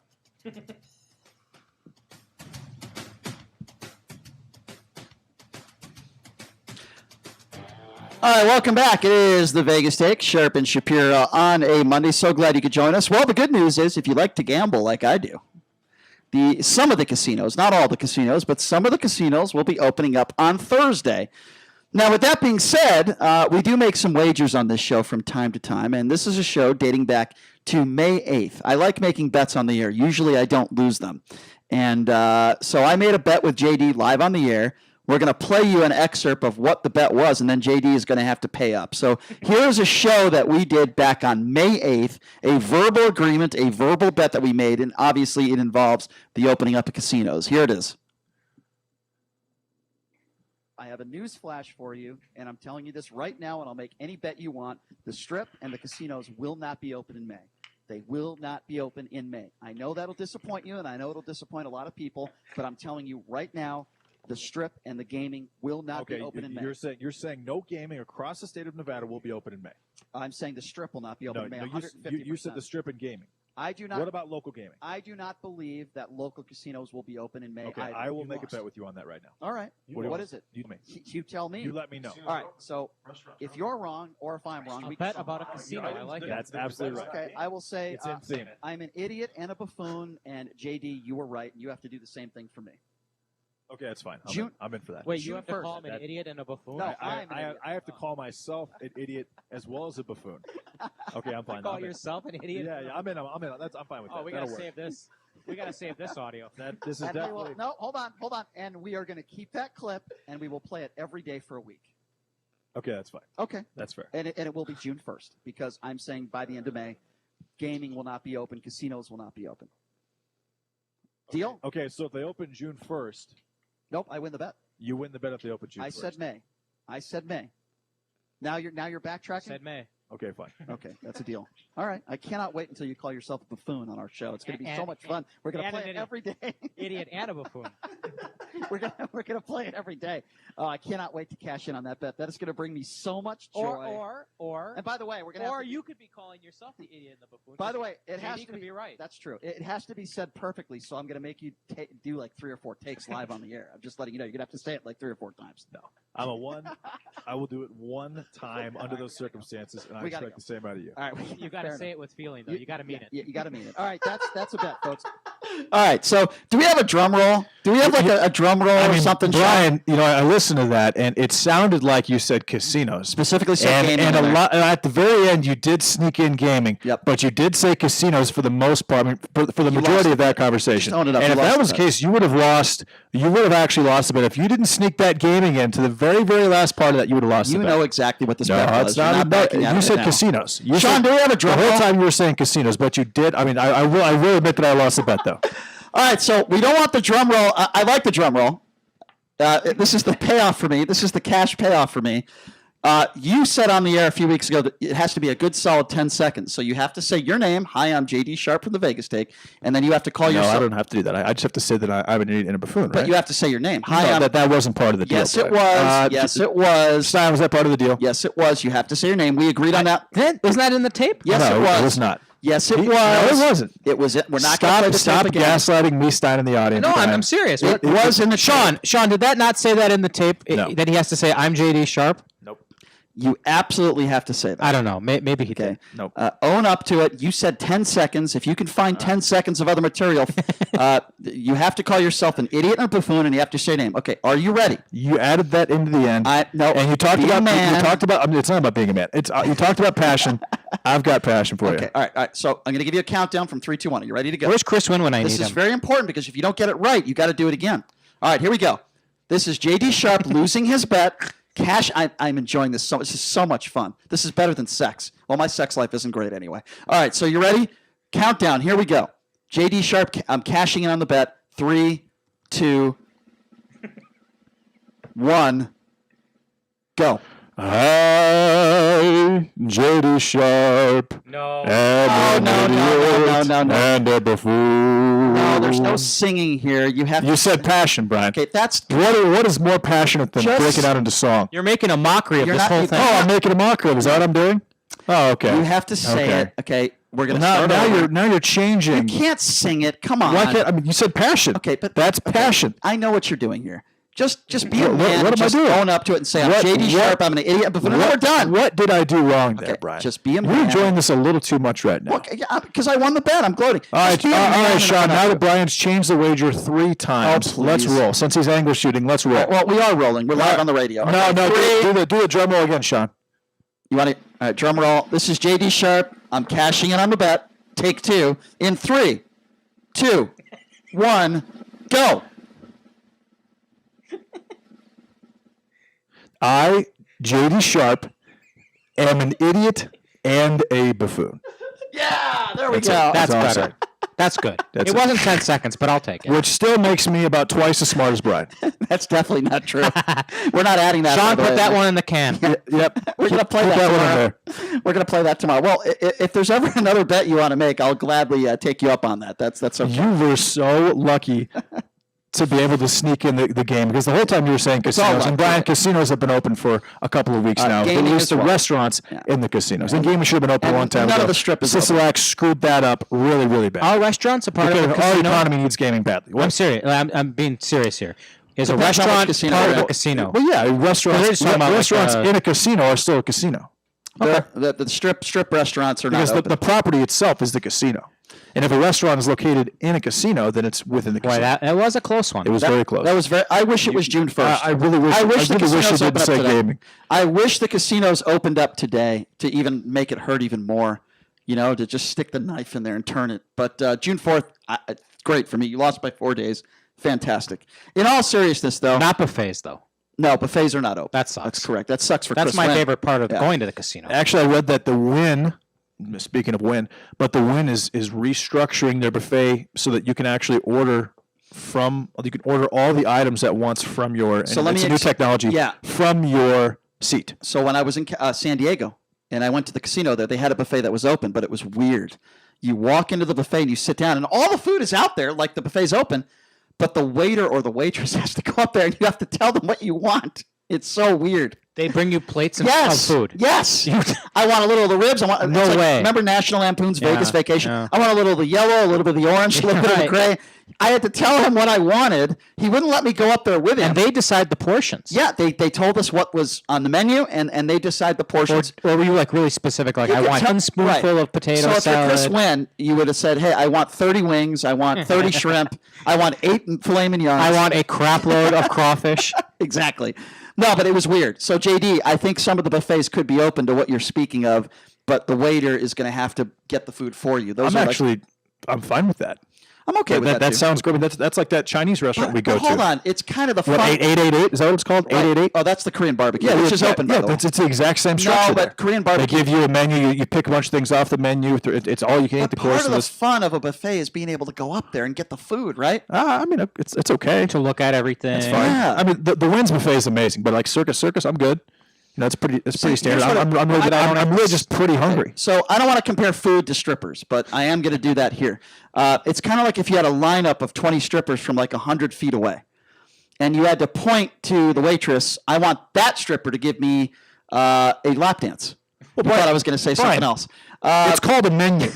That's all it is. I understand that. It's just a buffet menu. So it's kind of like it's not really a major. It's like a groundbreaking thing. Now the technology is groundbreaking, but it's kind of like a sex parlor in Pahrump. Yeah, that's just what it's like. They do but listen, they do a lineup there. You know this, JD. You're there every day. They do a lineup there, and you have I've been there since March 16th, Brian. Oh, really? Okay.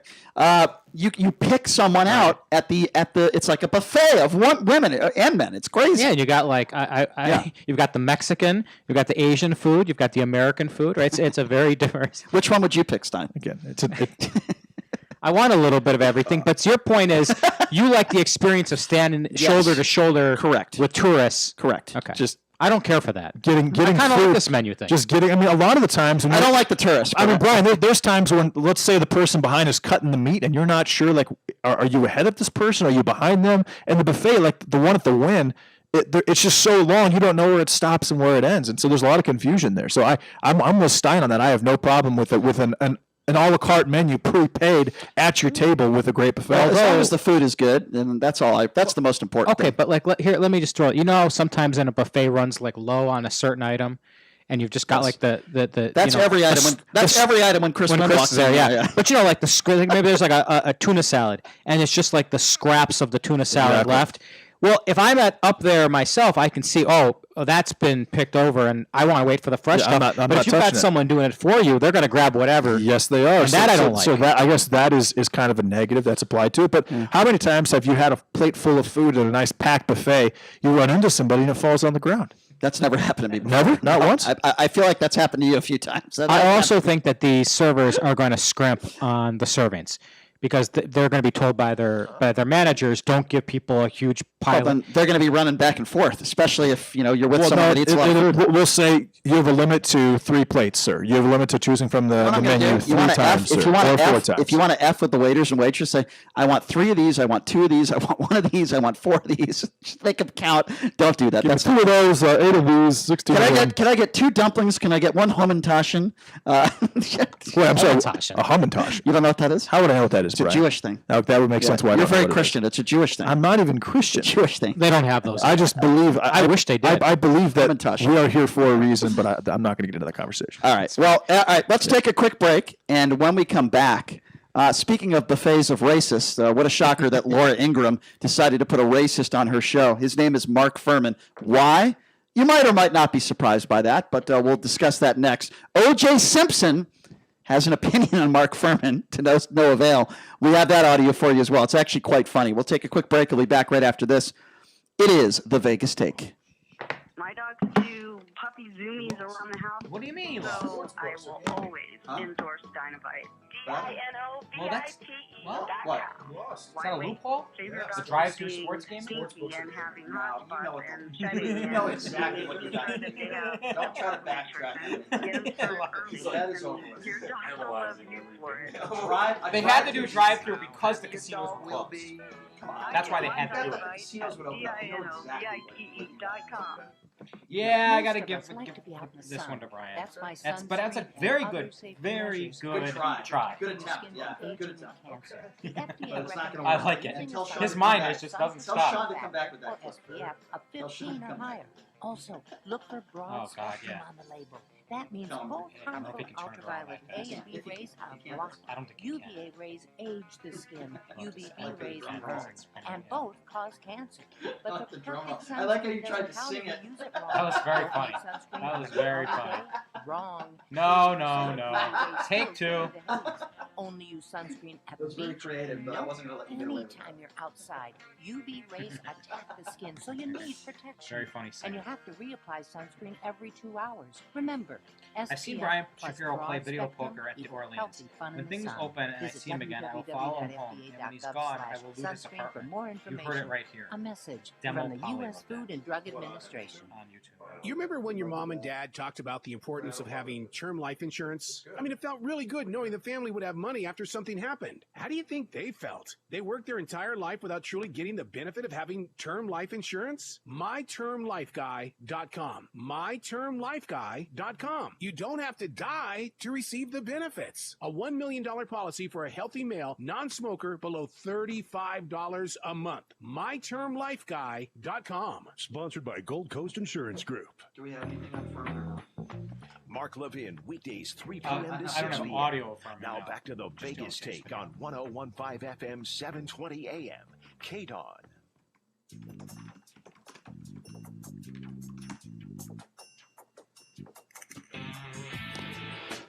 All right. Welcome back. It is the Vegas Take, Sharp and Shapiro. So glad you could join us.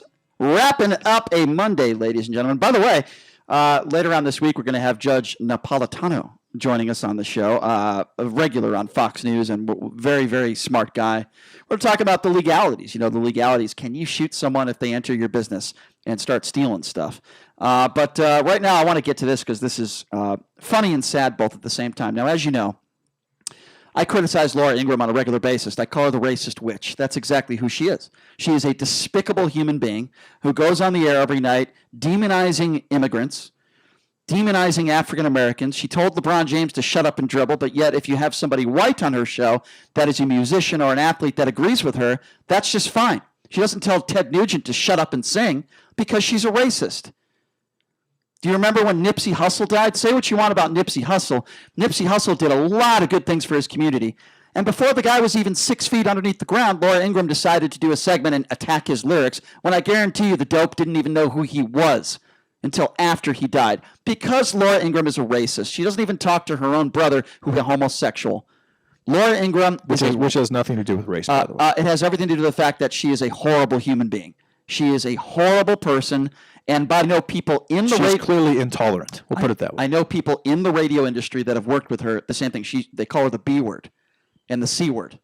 In fact, people that you would know have called her that. Those are serious words. Yes. Okay. She is an awful human being, and she's a racist. So should we be surprised, ladies and gentlemen, that the man who is known for being a racist, who is known to throw around the N-word, and has said absolutely misogynistic, horrible slurs, and talked about intimidation, and has called, as I said, he called black people the N-word, and has a history of bragging about lynchings. The man has said so many awful things, I'm not going to repeat them on the air. That's how bad it is. We're talking, of course, about Mark Furman, the disgraced former LAPD cop who now Fox News pays.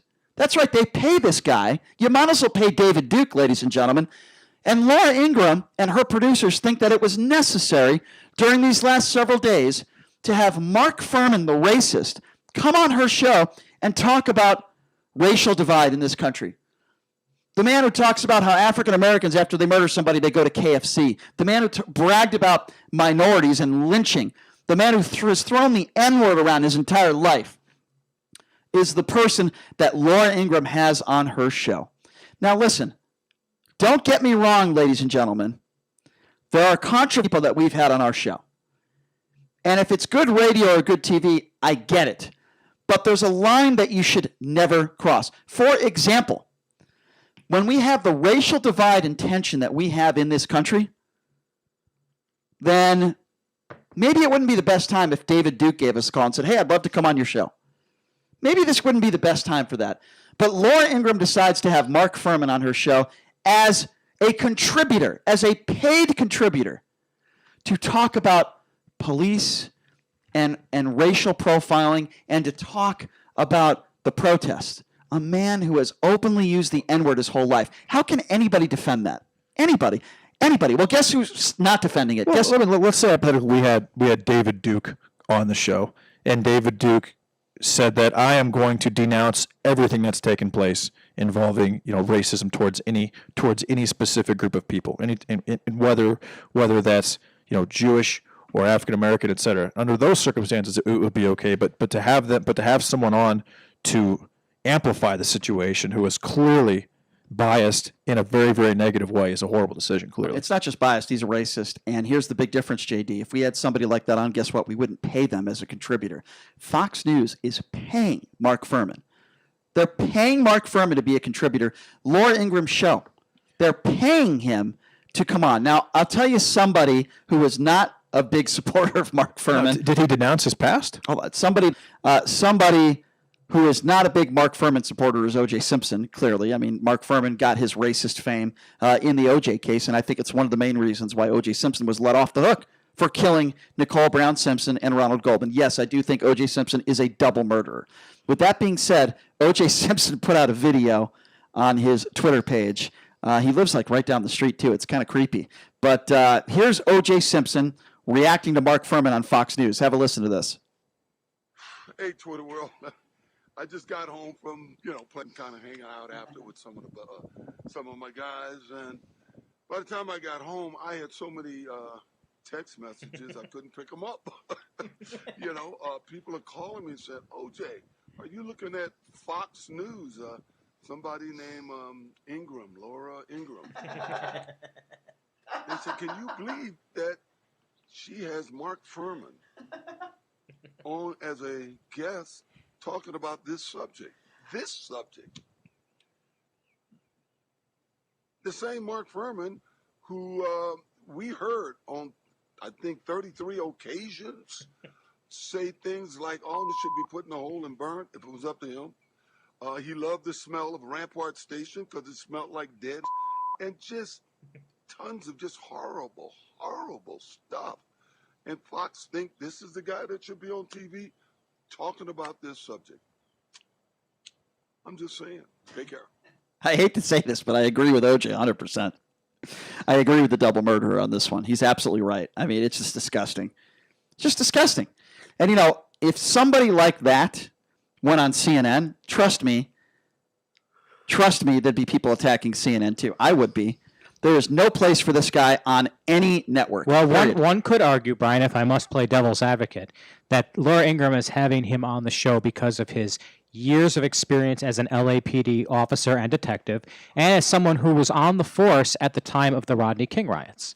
And so that is why they're having him on, and not because of the racist things he has said. I don't think they're having him on because of the racist things he said. They're having him on. I agree with you, but it's poor judgment. It just depends on how you prioritize the perspective. I would say they probably could find another veteran of the LAPD force to be on their show. There are a lot of veterans that were part of the the riots, the Rodney King riots, that could have come on that have never publicly said the N-word before, that have never said certain stations smelled like dead N-word people.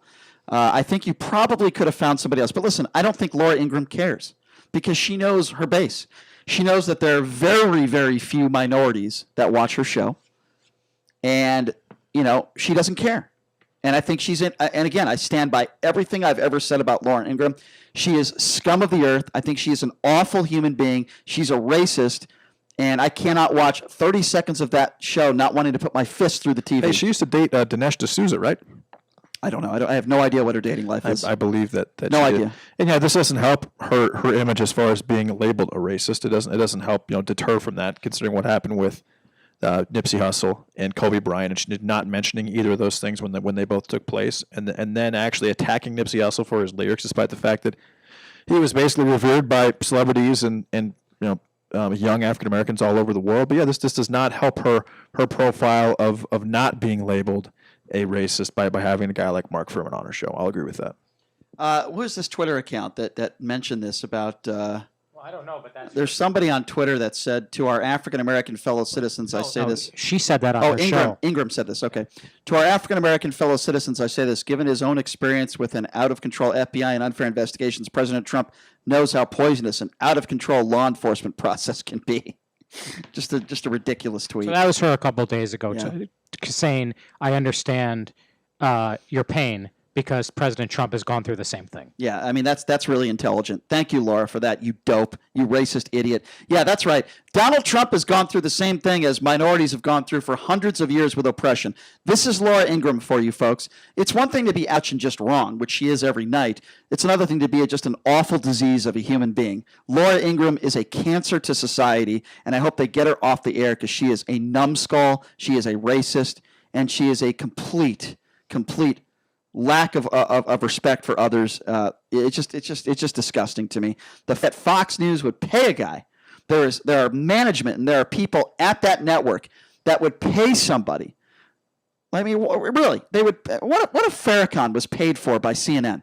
What would people say about that? Well, Fox News, they like to bring controversial figures on their show. They paid Oliver North for a while. I think he actually had a show, Oliver North. He did, and he's about as controversial as you can get. Also, so Fox News does it, and so does Fox Sports. Frankly, I mean, I'm not saying they're putting racists on their show. They hired Michael Vick. They've hired Pete Rose. So maybe there is something. Well, to me, there's no comparison to Pete Rose and Mark Furman. I'm saying that the Fox network has a history of paying controversial figures, and maybe controversy is okay. Maybe, just maybe. Well, Furman is controversial. Yeah, but he can be racist and controversial. But I'm saying maybe this is a ratings play, is what I suggest. Controversial is okay, but to pay a known racist to come on the show, Mark Furman is famous. Don't get me wrong. Make no mistake about it. Mark Furman is famous, and we know who he is because he's a racist, not because he's a good detective. Okay, that's why we know who Mark Furman is. Now, you should have somebody on who you know who's good at what they have done or still do. Mark Furman, that's just not the case. He was a racist investigator, a racist police officer, and he still is racist. You don't change somebody's heart. He is an embarrassment to the LAPD, and he is one of the main reasons why O.J. Simpson is able to play golf right down the street from where I live every day. He's one of the reasons. Is he the only reason? Probably not. Probably not. I do believe that there were some racists that were on that jury. I have no doubt about that. When you have someone walking out of the jury and showing the black power sign, I think that says it all. OJ could have molested 30 kids. That guy who put up that fist probably would have found him not guilty. So it's not just Mark Furman, but he's certainly one of the factors in that case. There's no question about that. There's no question at all. So good job, Laura Ingram. Good job. Hopefully you'll have David Duke on the show tonight. Looking forward to that, Laura. You're a wonderful human being. No wonder why your brother doesn't talk to you.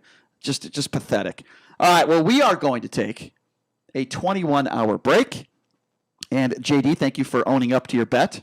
Thank you for manning up, so to speak. I appreciate that. And we have 21 hours before we're back. By the way, I believe that sports betting does fall under gaming. You lost the bet. It's over. Drive-through sports. All right, we got to go, everybody. Sean Hannity coming up next. Have a great day. Your home for Sean Hannity. KDWN Las Vegas. Stick around.